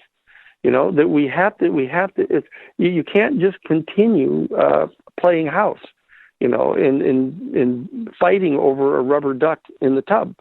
We've got to grow up, and we've got to be intelligent about this, and we have to recognize that there's an element that's important to consider about our own security, because as we've known, when a super highly technologically developed culture encounters a comparatively primitive culture, as has happened with modern civilizations discovering tribes that are way back in New Guinea, that have never seen anybody, within a matter of a year or two, that entire primitive culture completely falls apart. Right. Because they're rooted in mythology that is so transparently proven not to be true that they can't even sustain their culture any longer. We cannot have that happen to our people. And the solution isn't lying to us all, in hiding it all, in crushing people and destroying their reputations who are trying to find out what the truth is about this. The solution is an intelligent conversation about what the full scale, not only philosophical and theological implications are, but what are the social implications? What are the political implications? What are the economic implications? There's an array of issues that need to be addressed here, and it needs to be done responsibly. The To the Stars Academy needs to play a role in that, but they cannot be allowed to control the focal point of the discussion, because they're too rooted in trying to analyze this as a threat, because their whole origin is from inside the Pentagon in the national security state. They just need to have a place at the table, but they cannot own the table. What's next if we had this type of disclosure? Like you said, it wasn't full on, full blown.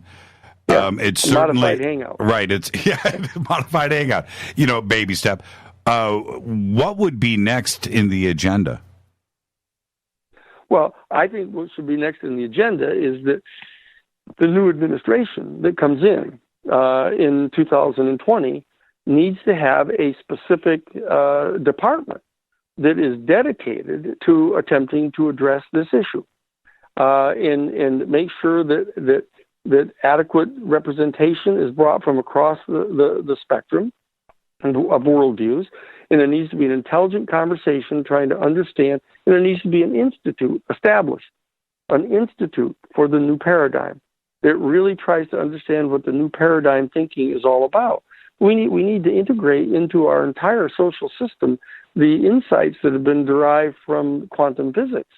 We're still functioning. Almost all of the major sociological realms of study of the human family are still rooted in a Newtonian Cartesian radical materialist worldview. Right. It's been totally disproven, between 1923 and 1926 by Max Planck and the others, and that we have not adjusted to it yet. And so the puzzlement that we have in the face of this technology that is being displayed by the UFOs is because of our failure to move into a full open discussion of what the implications of quantum physics are, and string theory. And the military has been attempting to sequester this information and to keep it unto itself, to be using it to develop weapons. It's important for people to remember that when a pickpocket meets a saint, all he sees are his pockets. Are you suggesting that the new administration, that there will be at the White House in the West Wing, there's going to be an office that says UFO coordinator, right? No. What I'm saying is there needs to be in setting forth a range of policies that need to be implemented in order to deal with the global climate change issues, the militarism issues, the poverty issues, the disparity of income issues. There's a whole range of very practical problems, as you point out: wildfires, floods, hurricanes that are all on the rise right now. We need to have a set of policies that address these things.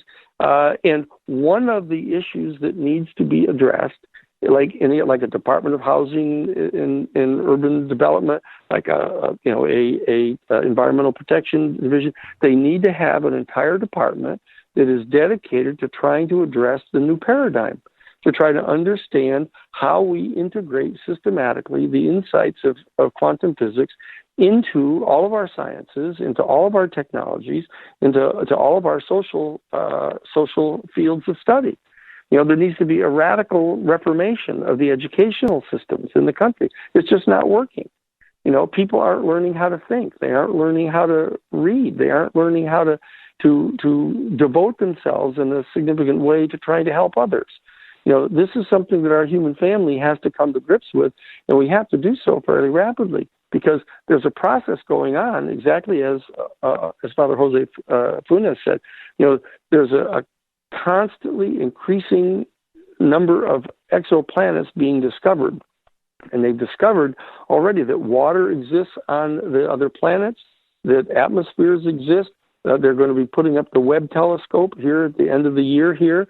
It's going to be able to block out the glare of the stars and be able to physically see the planets that are orbiting around distant stars. And they're going to be able to use spectroscopes to analyze the atmospheric content of these places. They're going to be able to photograph the surfaces of these planets. So, this stuff is coming on in a way that is the most extraordinary set of discoveries in all of human history.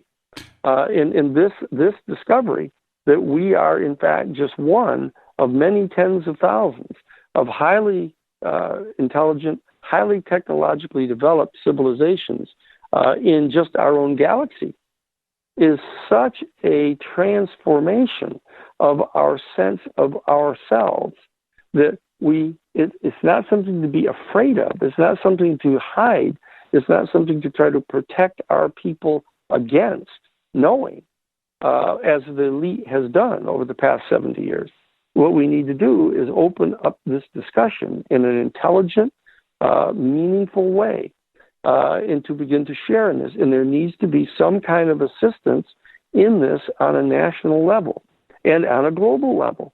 This has to be eventually brought into international circles to have this conversation. So there are things that we need to do, but we have to first stop killing each other. We have to stop resorting to the use of massive violence against each other, in dividing up our entire human family in a way that we fail to have any kind of a collective understanding of what our potentials really are. Do you think that the New York Times will continue to lead, and that the next story, that they have to, if they go, they can only go bigger? Do you think that they will continue to lead, and the next big story out of them with UFOs and ET is going to be the big one? Well, not necessarily the big one. They're doing it in this measured way, but there is another set of stories, another round of articles that are being dealt with inside the New York Times right now as we speak. there's going to be a second round of these articles that are going to be coming out, revealing more and more information. Do you can you speak about? I mean, do you know something? Yes. Well, Danny. Yeah. Danny, now's the time. No, I'm not holding it back. I'm just saying, I'm telling you, I know that that's true. That they have a set of articles already drafted that they're working on finalizing to drop this other shoe about what's going on here. And the elite have this. They have a very paternalistic attitude toward the rest of us, in that we have to be sort of spoon-fed. We have to be carefully choreographed. We have to, and really, it's just at least unconscious rationale on their part for their continuing to govern, and not really training people up to govern ourselves. And so what they're doing is they're holding this back and sort of spoon-feeding out little bits at a time, rationalizing it to themselves that this is necessary so as not to traumatize our people. But really, it's just an effort to try to figure out how to do this while they still maintain long-term control. That's what it is. And it's not the. I mean, I don't agree with them. I think it's morally irresponsible from a human point of view. But they choreograph evidence all around all the time to try to dramatize how ignorant and how unprepared the average person is to really govern. And so they put out that kind of public propaganda. It's what they call public diplomacy program that they do, and they funnel it out into the news media, et cetera. But the bottom line is we are faced with a major emergency here. And the emergency is that we are despoiling our planet. We're despoiling our planet.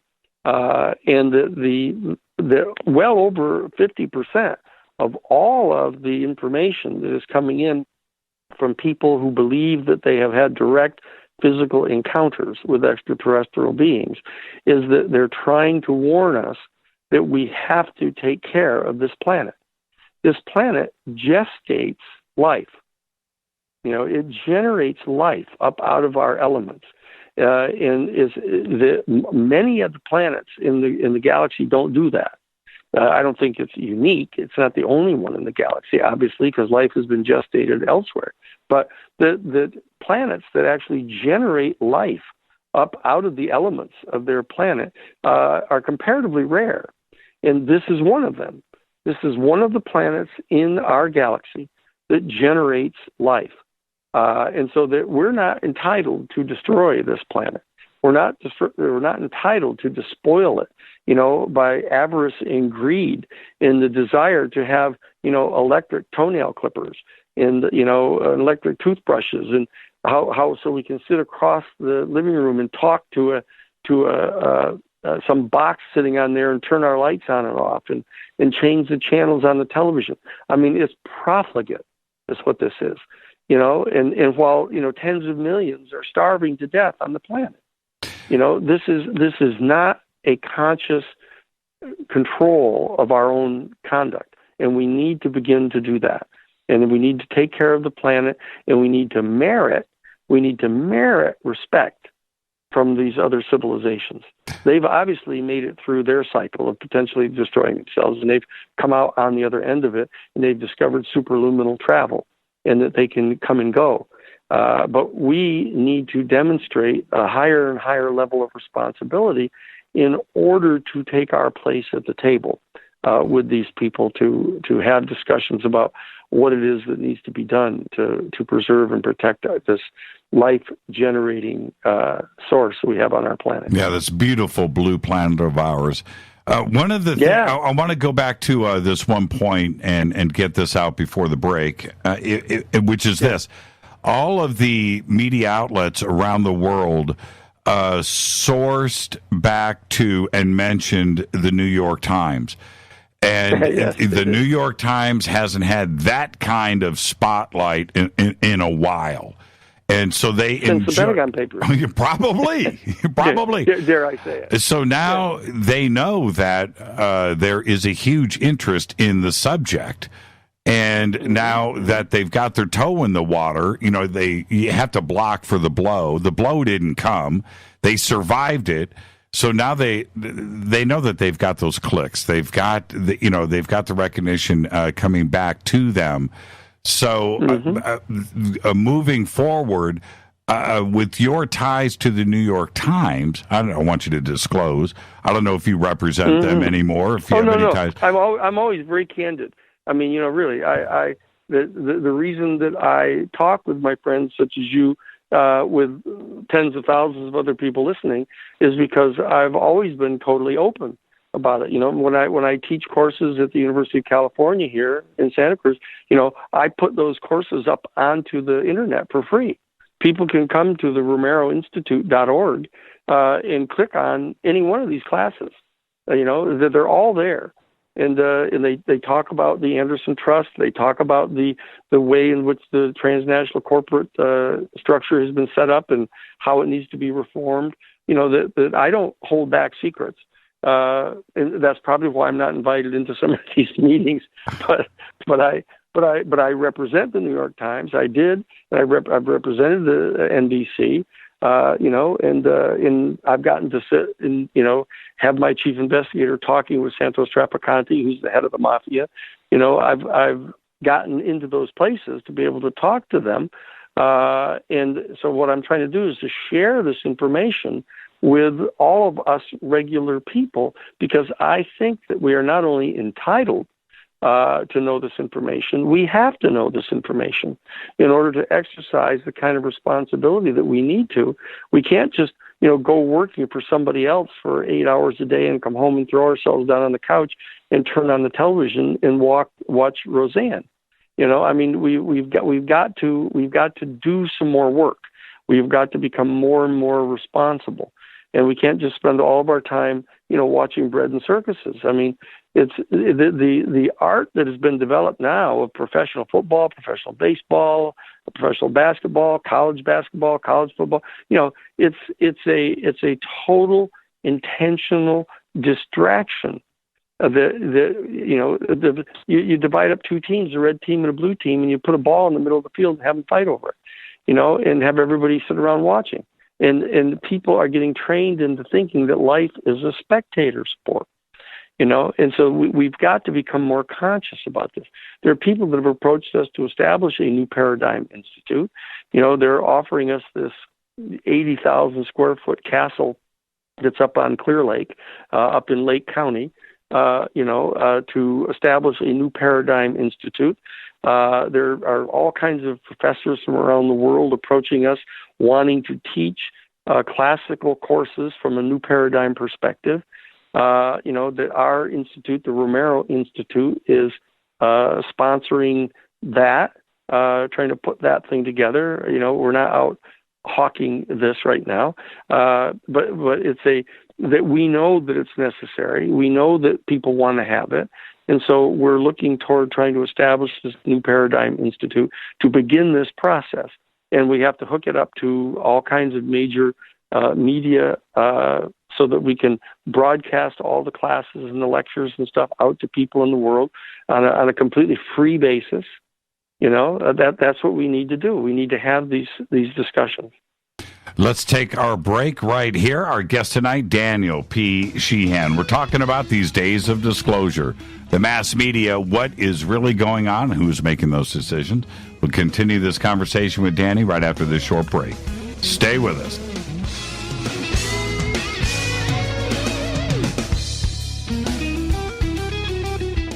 Hi everybody, this is Rob Halford, the Metal Guard on JimmyChurchRadio.com. This is KGRA Digital Broadcasting Station, Salt Lake City, Utah, Van Buren, Arkansas. Okay, nurse, let's get this man to the ER stat. Right away, doctor. We see this every day. Heart attack or angina pain due to blocked and clogged arteries. Chelation can remove obstructions or blockages from arteries and help avoid painful and expensive surgery. Now there's Angioprim. It's a liquid oral chelation product that you take with juice. You start to feel the results fast. Angioprim increases blood flow all over the body, and that means more energy and strength to take on the day with less aches and pains. 60 years of research has gone into chelation, and Angioprim is the result. A safe and easy way to unblock your veins and arteries from buildup that slow circulation. Paging Dr. Jones. Please report to the emergency room right away. Log on now for a special radio offer from Angioprim. That's angioprim.com/radio. ANGIOPRIM. Angioprim.com/radio or call 877-882-7221. That's 877-882-7221. So, you love talk radio? Then you'll love TalkStreamLive.com. TalkStream Live is always on, 24/7 with the best streaming talk shows. Find your favorite talkers and discover some new ones. It's free, readily available online or on the smartphone or tablet. Finding your favorite talk shows all in one place has gotten a whole lot easier. Just go to TalkStreamLive.com. Be sure to download the free apps from Google Play or the iTunes App Store. Your contact for current news and trending topics. KGRARadio.com. Hello, Fadernauts. This is Jimmy Church, and I'm introducing New Pharma, a company whose products are based on science. Human function based on the endocannabinoid system, or ECS. New Pharma firmly believes in this science, and their research indicates that support of the ECS provides the beneficial effects for a healthy lifestyle. New Pharma's science includes relief capsules for pain relief, sleep capsules, which are natural support for occasional sleeplessness. Foundation is support for your ECS, and Fit capsules support your active lifestyle. Just click on the banner at jimmychurchradio.com and use the promo code F2B for a 33% discount on all of their products. Or visit newpharma.com for all of the knowledge on the science. That's GNUpharma.com. Go Beckley Tappy. Did you know that when you're on the road with limited data or Wi-Fi available, you can still listen to every minute of Fade to Black by just calling 605-562-4482. No smartphone, app, or internet needed. It saves your data plan and no extra cost if you have unlimited minutes. Just call 605-562-4482. You can listen to me, Jimmy Church, on any phone, anytime, anywhere. Go Beckley Tappy.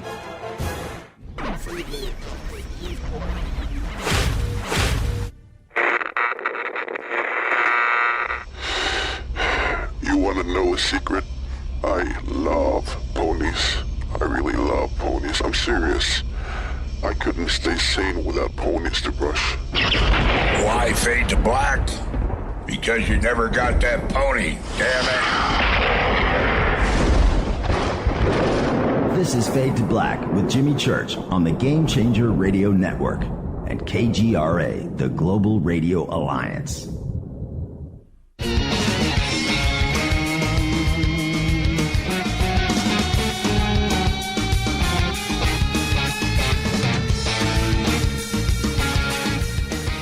Welcome back, Fade to Black. I'm your host, Jimmy Church. Follow me on Twitter at JChurchRadio. Email is jimmy@jimmychurchradio.com. Daniel's website is theromeroinstitute.org. The links are over at jimmychurchradio.com. Danny, we have the name for the department, the U.S. Department of UFO Information. Well, that's in a strange sense, a little narrow. Yeah, I know, right? because the UFO phenomenon is in fact a subcomponent element of this new paradigm. Should it be ET information, the U.S. Department of Extraterrestrial Information? Well, I think that it's actually a department for the exploration of the new paradigm, and the new paradigm actually is to prepare for being able to reach out and to establish contact with extraterrestrial civilization. But we got to get, because that's what they're going to do. But we got to get here already. I know, but we got to get ET in the name. We got to get some street cred. No.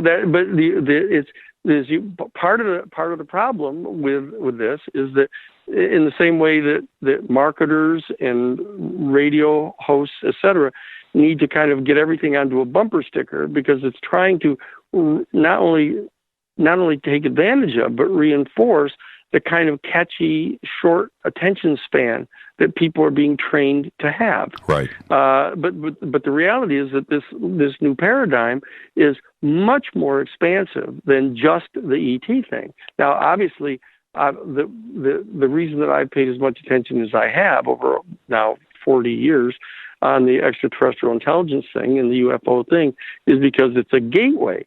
It's a gateway into the new paradigm. It's sort of something that's right here in front of us, that's confronting us with this much more expansive dimension of reality. But it entails all kinds of things having to do with extrasensory perception, teleportation,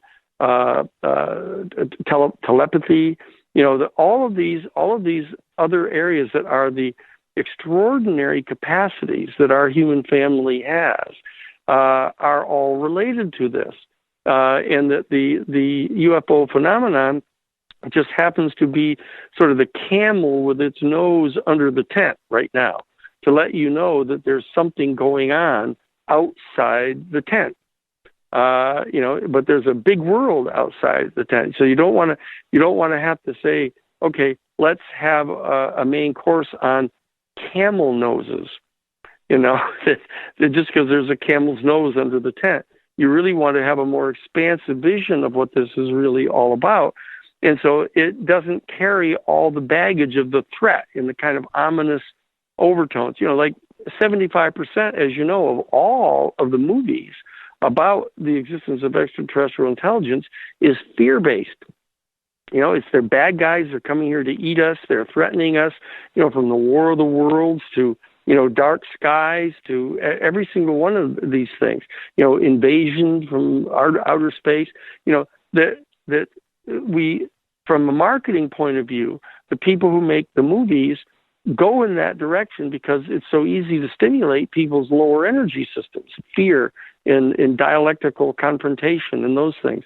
And if they think, if you make a movie that's too touchy-feely about all this stuff, nobody will come, But we have to get over a simple kind of marketing idea of treating our people as consumers of commodities here. What we need to do, in my opinion, is we need to establish, an institute for the development, the discernment and development of the new paradigm. And it's rooted in not only an understanding and an integration of the insights of quantum physics in trying to replace the Newtonian Cartesian radical materialist worldview, so that we can get on into the future without being trapped in this kind of backwater of science. But it also involves the reaching out to the other planets and to the other stars. It entails reaching out to establish contact with the extraterrestrial civilizations.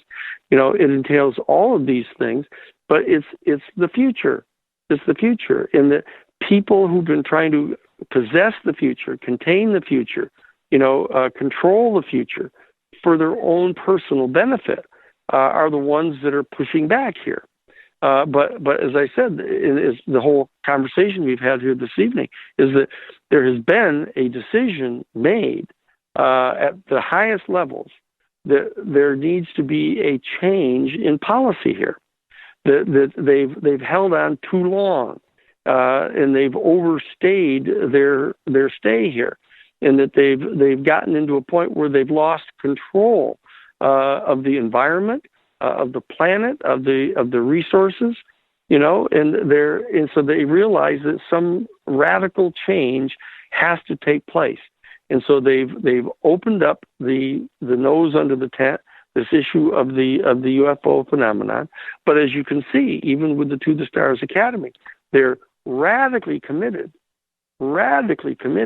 to not talking about extraterrestrial intelligence. Did you notice? They're trying to isolate UFOs as just like it's some kind of a mystery.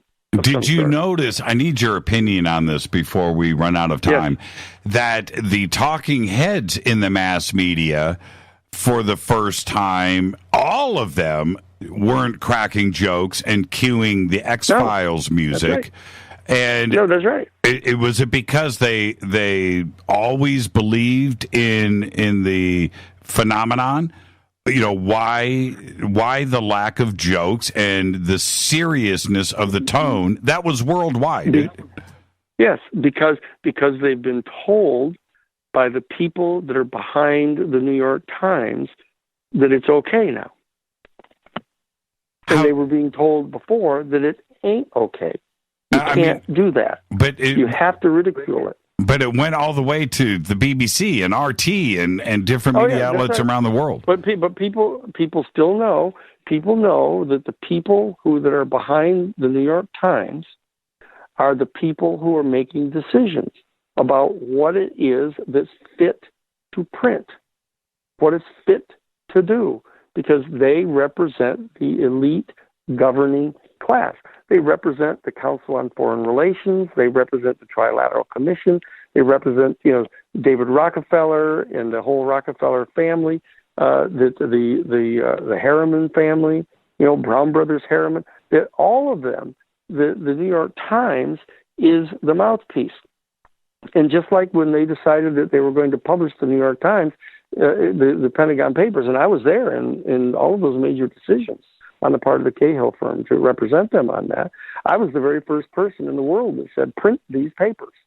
Print these papers. So you weren't surprised in the change of tone? No, no. Once the New York Times article came out, I was not surprised about any of the rest of it, because that all flowed. It's a perfectly natural progression of that. Once the New York Times and the people behind the New York Times tell you that it's okay, and that this is now the line to be taken, they will do that. If it would have been the Huffington Post or the Washington Post or the Chicago Tribune, it wouldn't have had the same effect. No, it does not. It does not. There is a reason why they consider the New York Times the paper of record. It is the paper of record for Western civilization. In all of the other papers, all the other papers around the world take their lead basically from them, because they know that the people that are there are in communication with the governing elite, and they're part of the governing elite. That's why we used to get briefed all the time at the New York Times. We took the deposition, well, obviously an affidavit of Teddy Sorensen. Teddy Sorensen, during the Pentagon Papers case, when Whitney North Seymour, who was the United States Attorney for the Southern District of New York, that was representing the Nixon administration, seeking to get the injunction to stop us from publishing the papers, he asserted in chambers with Judge Murray Gerfine and myself, and Gene Scheinman was there, and Floyd Abrams was there, and a couple others, and Whitney North Seymour, the U.S. Attorney, said, well, you certainly can't have a principle whereby the New York Times is allowed to make decisions as to what national security information or top secret information that they're going to reveal to the whole world. We can't allow that to happen. And I said, oh, yes, we can. Right. Absolutely. I said, in fact, they do that all the time. They do it all the time. Do you think that the next reveal, we're talking about ratcheting it up, is it going to be from a religious standpoint? Are we going to go into politics? Or are we going to, I don't think it's going to be more videos or anything like that. Those are all so much the same. Right. The videos are pretty much the same, the gun camera videos. But there are a number of videos. There are a number of videos that are not gun camera videos, which are so stunning that there's still a little, even those gun cameras from the jet fighters, are interesting and puzzling and engaging and all that. But there are some video footage of UFOs that are so completely stunning. There's not any question whatsoever about what they are, and they've got those types of videos, the religious discussion is already going on, as I've mentioned. That Father Funes from the Vatican, in the press room of the Vatican, in November of 2000 and I think it was 16, or 2015, November of 2015, right standing there in the Vatican press room, stated flat out that, much sooner than anyone has expected, that we're going to be discovering life elsewhere in the universe. And therefore, it's time to begin this very serious conversation about the philosophical and theological implications of this. Now, I sat down with Funes because I was the chief counsel for the Jesuit order, as you know. I was chief counsel for the Jesuits for 10 years at the big national headquarters in Washington, D.C., and ran their social ministry office, which is the public policy office.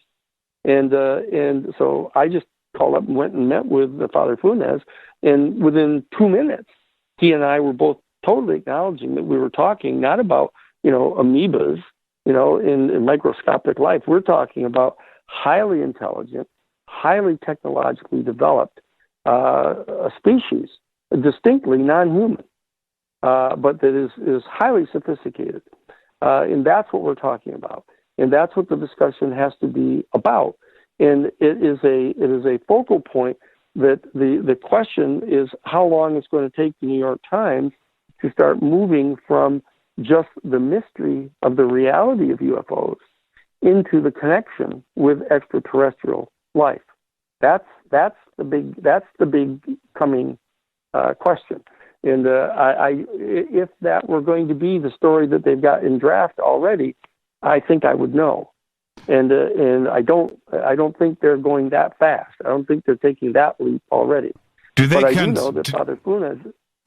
Do they consult with you, the New York Times, or is this just you with some friends over there that you guys? I just know everybody. Right. I just know everybody. We're the ones that saved their ass. I was the one that they called. I was the one, as it turns out, that the General Counsel for the New York Times called on the telephone to ask to help, to enable them to publish the papers. Right. Because their law firm of Lord, Day and Lord wouldn't let them. And so Jim Goodell called me. I was the one that took the phone call at 7:30 in the morning. Right. And then brought in Floyd Abrams and Gene Scheinman, and we sat down with Jim Goodell, and I was the one in the meeting that said, let's print these papers. Why? Actually, what I said to him is, as I said, the only decision you'd still have to make is what size font to put on the front page. Yeah, right. I remember you and I talking about that, and yes. I know that I have kind of looked at this in a humorous way, that you've achieved so much in your life, and you've been right at the center of so many firestorms, and by the luck of the draw, or however it happened, you were always there. When is the movie going to be made? Oh, well, actually, it requires a series. It requires a cable multi-episode series. That it has to have. It's a multi-season series, actually. And that each 13 episode season is going to be it needs to be focused on one of the cases, because you have to have this unfolding of how it is that we've come to really understand all of this stuff. Right. And to bring people along with us with this to watch how it happened. I was only 25 years old when I was representing the New York Times. And I was 24 years old when I co-founded with Mark Green out of New York, the Harvard Civil Rights Law Review. Crazy. I mean, why didn't Harvard Law School have a Civil Rights Law Review? Why didn't they? But it seemed perfectly obvious to me that we needed to do it, so we did. And it seemed perfectly obvious that the New York Times should publish the papers. And what I've spent my time doing is getting trained to know how to facilitate that stuff happening. Did you watch the Zuckerberg hearings for the last 2 days? No. I've been doing motions to defending Chase Iron-Eyes, the Democratic Party nominee for Congress up in North Dakota. He's charged with inciting insurrection against the state of North Dakota by helping to mobilize the native people to try to stop the pipeline from going under their fresh water up there. Well, I've been doing those motions. I've heard about it out of the corner of my ear. My staff keeps sticking their head in the door and telling me little pieces of it. Do you think that Facebook is too big to fail? I mean, they now have 2.2 billion users out of 7.5 billion on the planet. So 1 out of 2 people on planet Earth has a Facebook account. That is scary to me. Are they too big to fail? Well, but the point is, however, that that you either have to have an operation like that in some sort of private hands, or it's in the hands of the government. And one thing that you learn in constitutional law is that don't ever trust the government. Don't trust it, because they will always gravitate toward becoming an authoritarian entity. It's the nature of the beast, and because it comes out of the tradition of the royalist elitists running the state, and so they haven't gotten weaned from that yet, even though they've gone through all kinds of posturing about democracy and everything like that. They haven't spent the kind of time and energy assisting and training the people and educating the population to really exercise a democratic responsibility adequately yet. And so therefore they use that as an excuse for not delegating enough authority to the people. But they've got it backwards, because it isn't that the elite are supposed to be delegating the right to us to govern ourselves. We're the ones that delegated limited power to them in the Constitution. I know. They've got it backwards here. And the other part that we've really lost sight of is that there is now a central repository for the data and location of 2.2 billion people.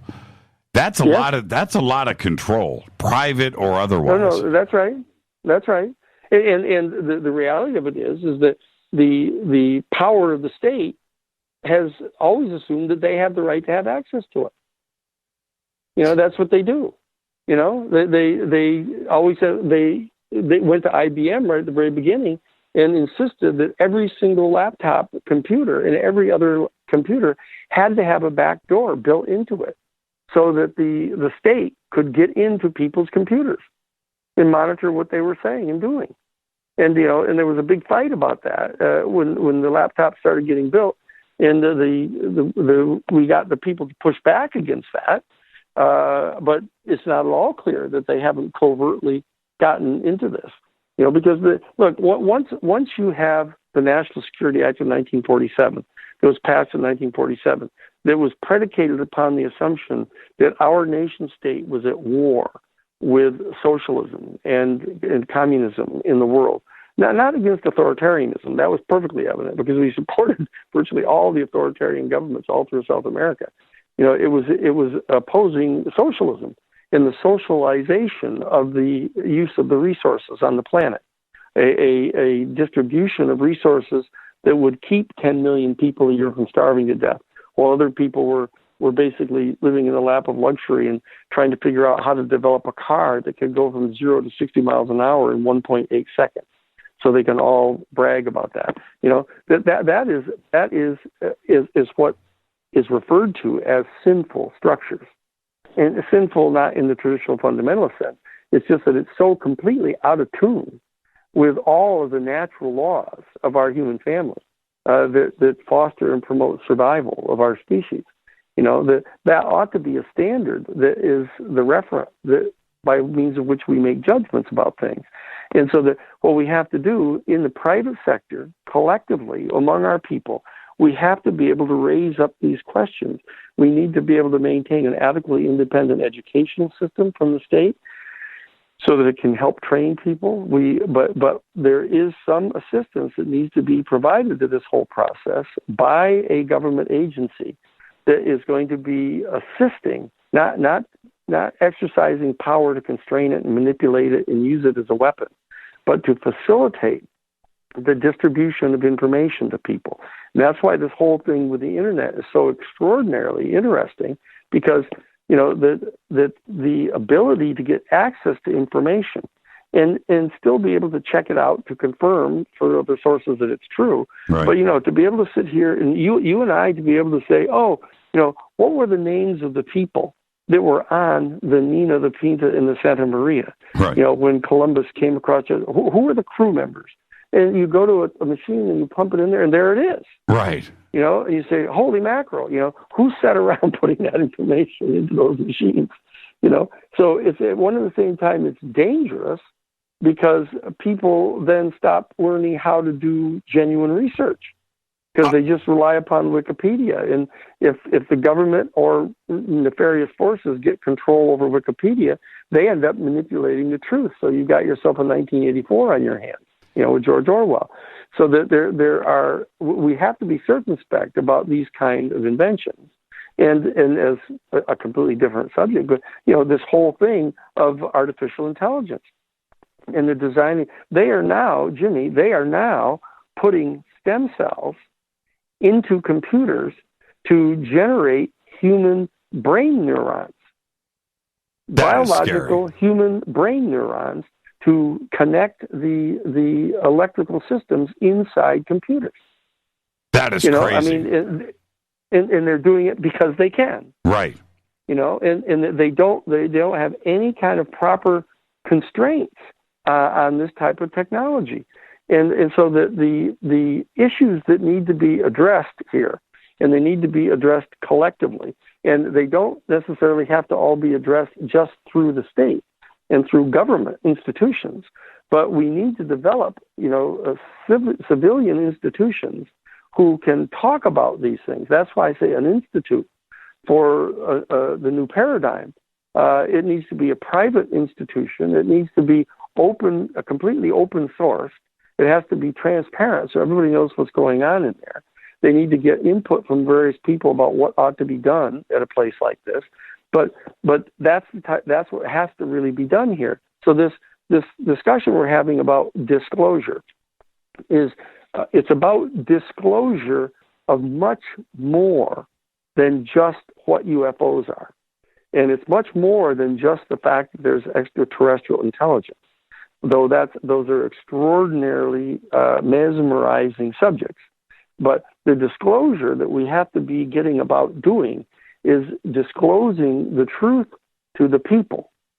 That's what has to be done. And at the same time, we have to responsibly help educate people, not brainwash them, not manipulate them, but educate people on how you discern among different pieces of information what is true and what isn't true, what is of a priority and what isn't, how to get people past their desire for immediate self-indulgence.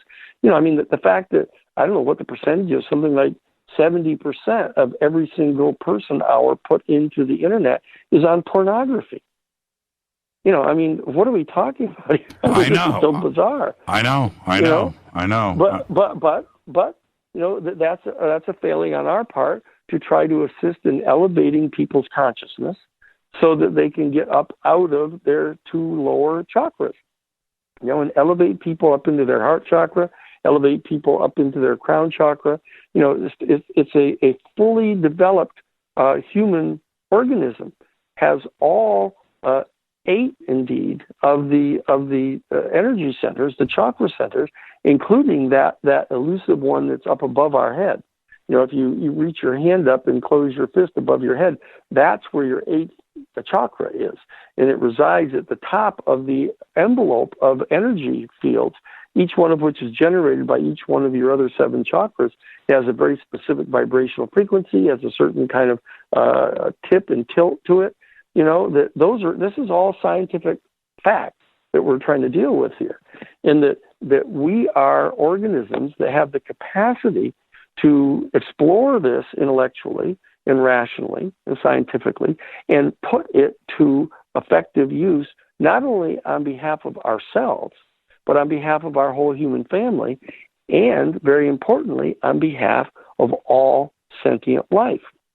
That's what we have to come to understand, that we can't even get into, though it's an organizing tactic to organize us all as earthlings versus other people from other planets, but the fact of the matter is what we're going to find, why we don't have to be afraid, is because we have to be ourselves willing to share of ourselves, share of our talents, share of our insights with other people, other civilizations. It's not all going to be a one-way street that they just come and dump on us. Here's all this information we've got because we've developed super technology, superluminal travel, so therefore we're inherently more superior to you. That's not necessarily so at all, because we see that the ability to develop high levels of technology don't necessarily bring with it higher consciousness. So that's part of our job, is to try to figure out how to do that. I want to thank you for just another amazing conversation, and I depend on you for that, and so does the audience. Thank you so much. But you're going to be at Contact in the Desert in 6 weeks. Yes. What are you going to be speaking about this year? I'm going to be talking about this issue of the To the Stars Academy and trying to have people understand it, lift it up, stimulate the whole process, but make certain that it isn't going to be monopolizing all of the resources and all of the intellectual and spiritual energy that needs to be directed to this issue of the new paradigm. I can't wait to hang out with you, and safe travels. Yeah. I know we're going to end this now, but you're going to go and work for the rest of the night, and that's what you do. Thank you so much, Daniel. You are the absolute best. Thank you, Jimmy. Thank you. I always appreciate getting to talk with you. Thank you so much, Daniel. Have a great night. Give my best to Patty and the family. I'll do it. Thank you, Jimmy. Thank you. Good night, everybody. Good night, Daniel. Daniel P. Sheehan, and his website is romeroinstitute.org. This is Fade to Black. I'm your host, Jimmy Church. I'm going to come back. I'll open up the phone lines, but wait till I tell you what happened about 15 minutes ago here in the bunker. Absolutely incredible. I'll be right back.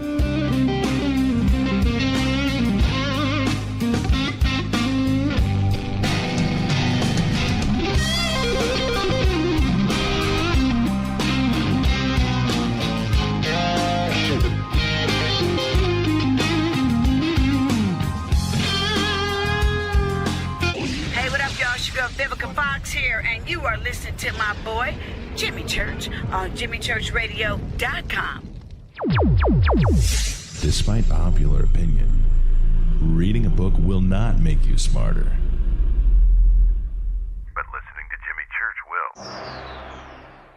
So you went to dinner last night and you had your favorite pasta. Ugh. Or maybe you had a heavy, spicy meal and it left you. Ugh. GetTheT.com. Maybe you mowed down a huge steak and your plumbing is all plugged. Ugh. GetTheT.com. Our super strength tea will take care of your occasional. Ugh. It's all organic and non-GMO. Get rid of ugh. We have so many great supplements, but our super tea is number one. GetTheT.com. That's GetTheT.com.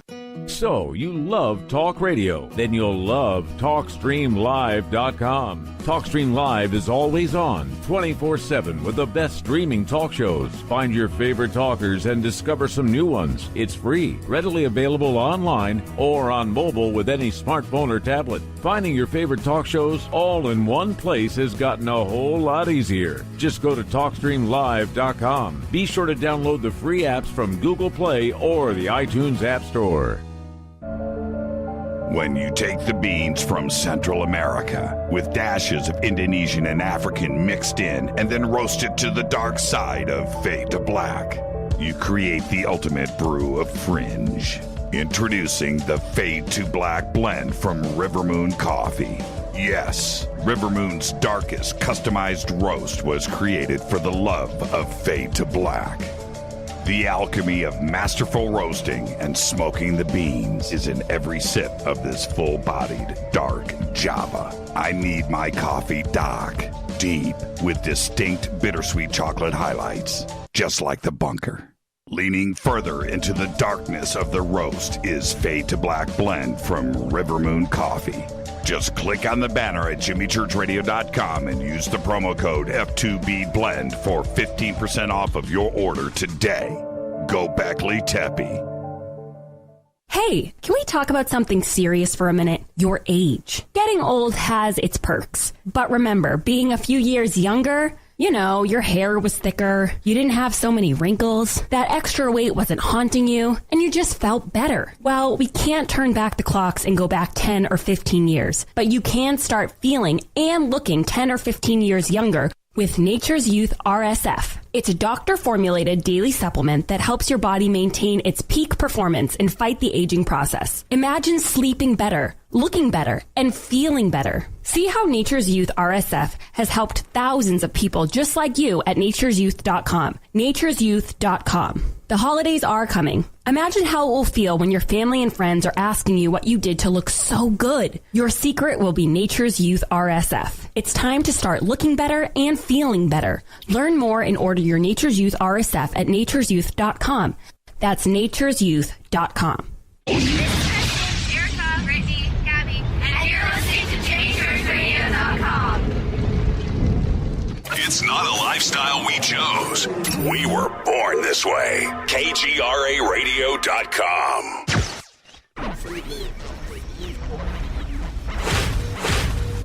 This is KJCR at JimmyChurchRadio.com.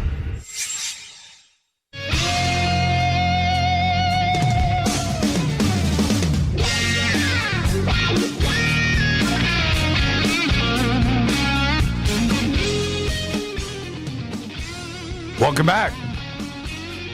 Fade to Black. I'm your host, Jimmy Church. Daniel P. Sheehan. That was a conversation right there. I knew it. I said it at the beginning of the show tonight. I can feel it coming. It's going to be one of those nights.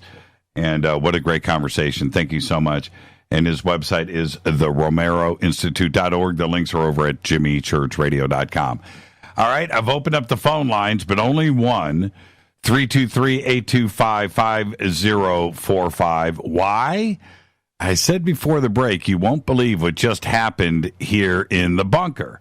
About 15 minutes ago, you guys watching me on the bunker cam might have noticed me looking around the studio. One of my computers caught on fire. Filled up the bunker full of smoke. I smelled it, and it is the computer that I use for one of the phone lines here. That's it. I have a computer for one phone line, a computer for the second phone line, and so forth, through the studio. And it just caught on fire. And so I smelled, I got this little whiff, that smell. I was like, well, that doesn't smell quite right. And then it got started. Then the smoke rose up behind my monitors here, and you may have seen it on the camera. And then this screen went blank, and I looked down below me, and the computer's orange. I can see it glowing from the inside. The lights had shut off on it, and filled up the bunker full of smoke. And it went on for I don't know. It was nuts. So, guess what I'm doing tomorrow? I don't even know. I haven't opened it up. I'll do it after the show, but I hope the hard drive is okay. There's stuff on that drive that I need. But it caught on fire. Hopefully it was just the power supply. I don't know. But I didn't feel any heat by my feet. But a computer caught on fire. Yeah. Crazy. All right, so I've got one phone line tonight, 323-825-5045. That computer has not caught on fire. Everything else is fine. Everything else is cool in the studio. I was looking at everybody's comments here about issues with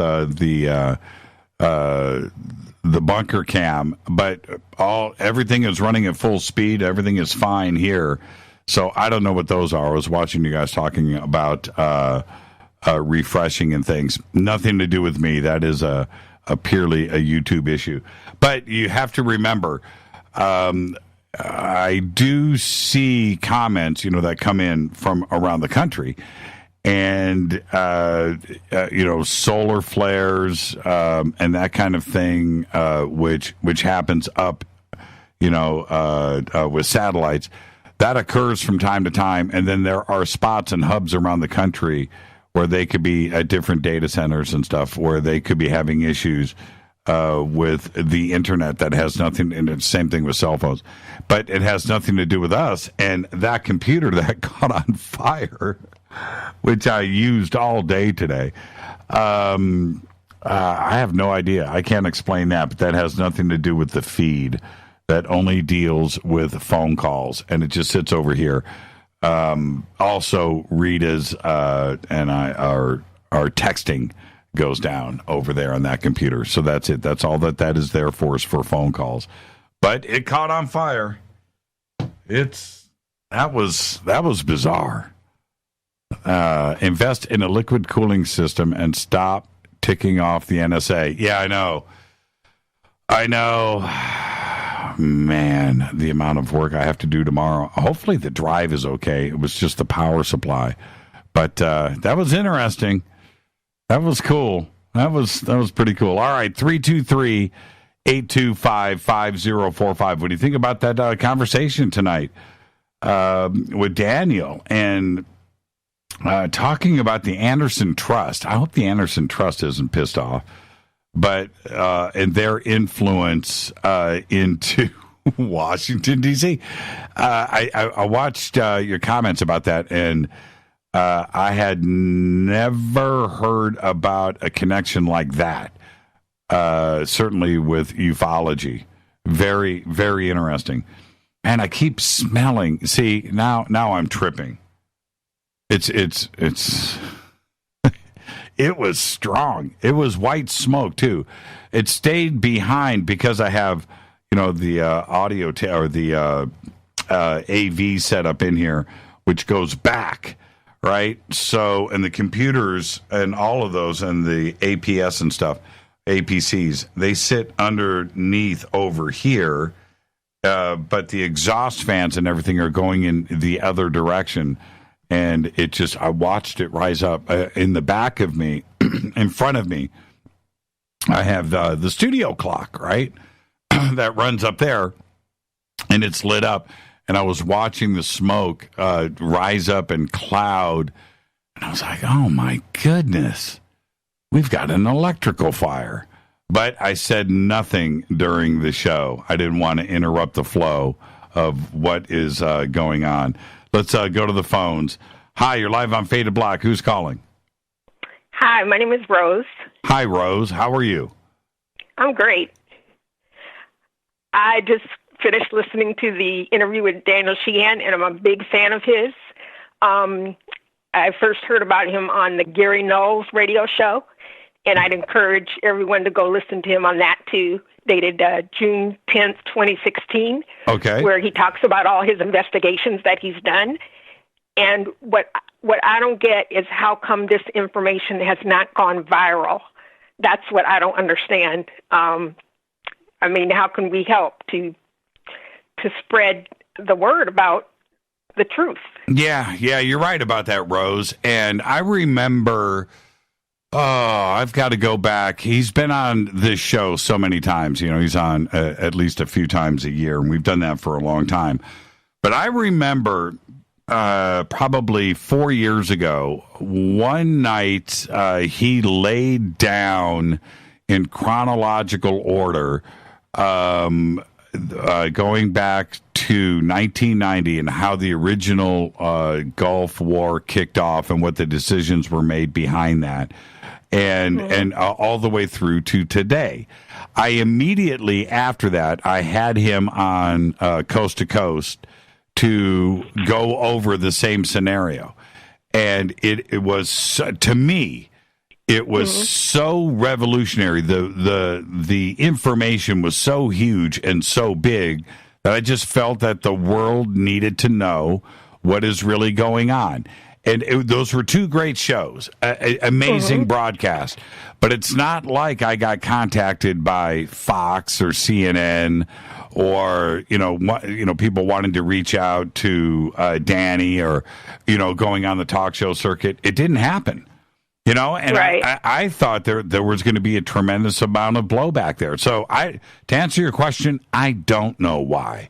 I don't know why it's not completely viral and blowing up and causing people to have discussions. Maybe some out of anger, some out of happiness, right? Because it's real information, and the new paradigm and that movement should be something that everybody is talking about. Aside from the UFO question and disclosure and the media, I totally agree with you. But for some reason, it just doesn't resonate with the mass media and doesn't take off like it should. He's one of the most brilliant maybe because men. of who controls them. Well, and of course they don't want the word to get out. Of course. But people like Bill Maher, who tout themselves to be progressive and not afraid of the truth. I mean, I'm surprised. I've even sent posts to him about Daniel Sheehan and said, you should have this guy on your show. And, no response. I think it's out of fear. I think he even mentioned that he had approached Bill Clinton about one of the things that was going on, and he basically didn't want to hear about it. He said, I want to live out my life. Right. So maybe it's fear. Yeah, you're absolutely right. And I'm being serious about that. Sometimes even the most progressive or open or alternative sources out there don't want to touch this. And I agree with you. And if you say that you're progressive, or you say that you're alt, or you're trying to present a different point of view, you need to live up to that. But you can't expect everything. But that's why we have this show, and that's why I do what I do over at Coast, and I'll always keep my foot on the gas. Thank you for the phone call, Rose. Yeah, this is the first time I'm familiar with it, and I will be listening in again. Thank you so much, Rose. Be safe out there. Okay, thank you. Thank you. Bye. Great phone call right there. First-time caller, first-time listener, right? Yeah, I really appreciate that. And again, I only have one phone line, 323-825-5045. Tomorrow, I will be computer shopping. I've got a show to do tomorrow. I've got edits to do. I've got work to do. Man, can you believe it? And I'm not going to suggest that it was anything crazy. I just think that that particular computer just met its demise. It just came to the end. She brings up a really good question, which is why isn't Daniel invited onto mainstream broadcast? Yeah, that's a really good question. There, when you hear and see the variety of pundits out there, and I agree, it's some of it's entertainment, a lot of it is entertainment, but you have all these different sources that have been around, they have their experience, and they know so much about history and so forth. Daniel Sheehan has been there for so many different cases, has represented all the way up and through and argued at the Supreme Court. It doesn't get any more important or knowledgeable, right? The fact base based on the basis, the foundation of his knowledge. He can talk on so many different subjects, and going through today about the changes that we need to implement on this planet and the reasons why, right? The Dakota Pipeline and what went on and how that dominated the news for so many months. He's the attorney. He's representing that. Why isn't he brought in to comment? Think about that. Let's go back to the phones. Hi, you're live on Fade to Black. Who's calling? Yeah, this is Phil here in the PNW. How you doing, Phil? Oh, I'm doing great, Jimmy. The great interview today, or tonight, I mean. And, I got to give kudos to Sheehan that he's working on the Dakota Pipeline. issue in trying to help that politician there. We need people like that in office. We need open-minded politicians that, you know, take a honest look at the issues that we hold dear, you know, the UFO issue. Yeah, you're right about that. Space program, etc., you know? Yeah, you're right about that. And he's not scared to put forth not only his opinion, but what the solutions are. And some people don't want reasonable. Right, and some people don't want to hear this. You know, and it's a tough thing to listen to. It's like tough love. But Danny, he not only the UFO question, but he's right about the diplomacy side of it and how we will interface with that intelligence one day and how we need to represent ourselves here. This isn't science fiction anymore. It is the next step. And we have to stop and consider how we represent ourselves. And the first step in that is recognizing not only our own abilities, our children. When I talk about abilities, from mental awareness and some parts of the supernatural that aren't out there in the mainstream, there's that part. But it's the other part, too, as well, is that we're not ready in anybody's eyes to go and represent this planet when all we want to do is figure out a better gun, a bigger bomb, and ways to kill each other. He's right about that. And that's a tough thing to stop and admit. You know, and I don't know how we haven't grown up past that. I mean, why is it that we still have wars? I mean, real wars. Wars. Tanks and planes and missiles and bombs and submarines and ships and aircraft carriers to go. Those are only to say that it's here to defend. Okay, that's one thing I can accept. It's another thing to just, you know, go and bomb a country. I mean, that's crazy that we would do that we would still do that. I don't understand why. And I'm not trying to be some hippie from the 60s. That's not what I'm referring to here. Well, okay, I am a hippie from the 60s, if you want to go that way with it. But it's you got to marry your head to your heart, man, and back and forth. You know, that's the way we meet these people. Stephen Greer's got that part right. What he doesn't have right is that as above, so below. You know, there's bad actors down here. There's bad actors up there. So we got to be a little cautious. But still, you know, if we're connected to our heart, I don't think we're going to go wrong. We're going to have a good time with them. They're going to be, like you said, you sit down on the couch and have a chit-chat.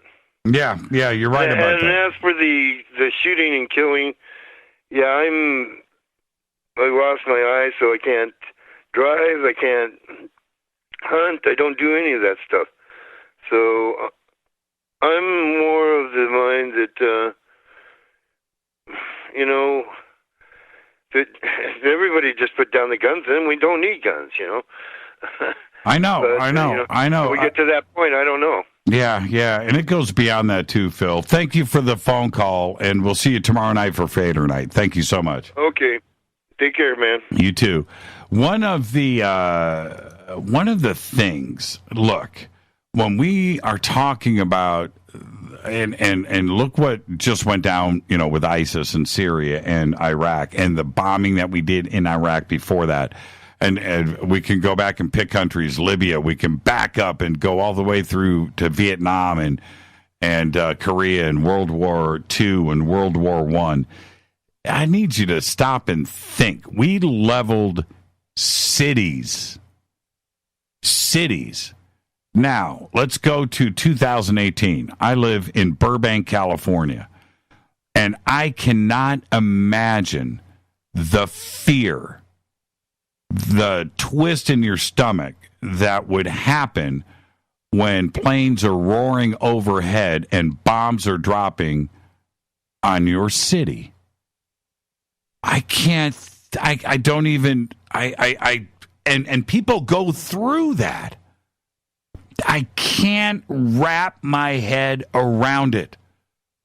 I can't. And I know that we have been blessed to, that I was blessed and my family, to be born in the United States, to be born here. But that's luck. Could have been born in Baghdad, right? I think I could have been born in Damascus, and the wars that continue. And you think about it, what if I was in the Gaza Strip right now, and just experiencing craziness, and I don't know. I don't know. I don't know what that must be like. And the only thing that I can equate to it, even in the slightest degree, is when I went through the earthquake back in 1994. Here, mass destruction, my neighborhood leveled, and it's not exaggerating. Our condo destroyed. Having to drive up there, watching these buildings on fire and crazy, just destruction everywhere. But it lasted for a few minutes, and we rebuilt. But it's another thing to go through the fear of sitting there hunkered down with your children as bombs are being dropped on your neighborhood. Why are we doing that today? I would have thought that we would have matured as a human race, and grown up and moved past that, and I don't know how long it's going to take. We will get there to, at some point. It's a waste of resources. It's a waste of money. It's just huge amount. When I saw that spending bill at, $700 billion, $700 billion for the military. Now, we need it, I guess, because there are others that would like to cause us harm and invade this country and drop bombs on Burbank. I can see that. But think about this, and it goes on. There are militaries around the world that spend, big countries that spend nothing on their military compared to what we do. And that includes Russia. And Russia's, I don't know. I don't understand that. And that's where, when Danny speaks of this, I totally agree. We've got to just figure out a way to shift where our priorities are. And it's a radical way to go. It's a radical way to go. And I'm speaking I'm a military brat. I'm an Army brat. I grew up on military. I was born in a Navy hospital. I'm not talking from some area that I don't know anything about, so I just don't understand it. I'm proud of the men and women in the military that risk their lives. That's a job that I don't want. I didn't go into the military. I would never do that. Or a police officer or a fireman, firewoman. So you have to respect that too as well. Well, okay, tomorrow night is another Fader night, and hopefully I'll get another computer tomorrow and installed, and we can have 2 phone lines tomorrow night. I cannot imagine going through Fader night with 1 phone line. That is a scary thought to me. But yes, a computer caught on fire here in the bunker and filled it full of smoke. It was pretty interesting to go through. I want to thank Daniel P. Sheehan for coming in tonight. Great conversation. We'll get that up for everybody to check out on YouTube tomorrow. With that concludes another episode of Fade to Black. Oh, what happened? Don't even tell me I've got issues over here. No, don't even do it. Okay. Whew. See, now I'm paranoid. This is Fade to Black. Fade to Black's executive producer is Rita Camarion. Show is produced by Hilton J. Palm, Renee, Dennis, and Bob. Announcers are Steve Harder, Gene Vito, and Mark D. Kovar. Webmaster Drew the Geek. Music, Doug Aldrich. Intro, Spaceboy, spaceboymusic.com. Fade to Black is produced by KJCR for the Game Changer Network, and syndication is KGRA, The Planet. This broadcast owned and copyrighted 2018 by Fade to Black and the Game Changer Network. It cannot be rebroadcast, downloaded, copied, or used anywhere in the known universe without written permission from Fade to Black or the Game Changer Network. I'm your host, Jimmy Church. Follow me on Twitter at JChurchRadio. I'll see everybody tomorrow night. Be safe. Go Beckley Tepe.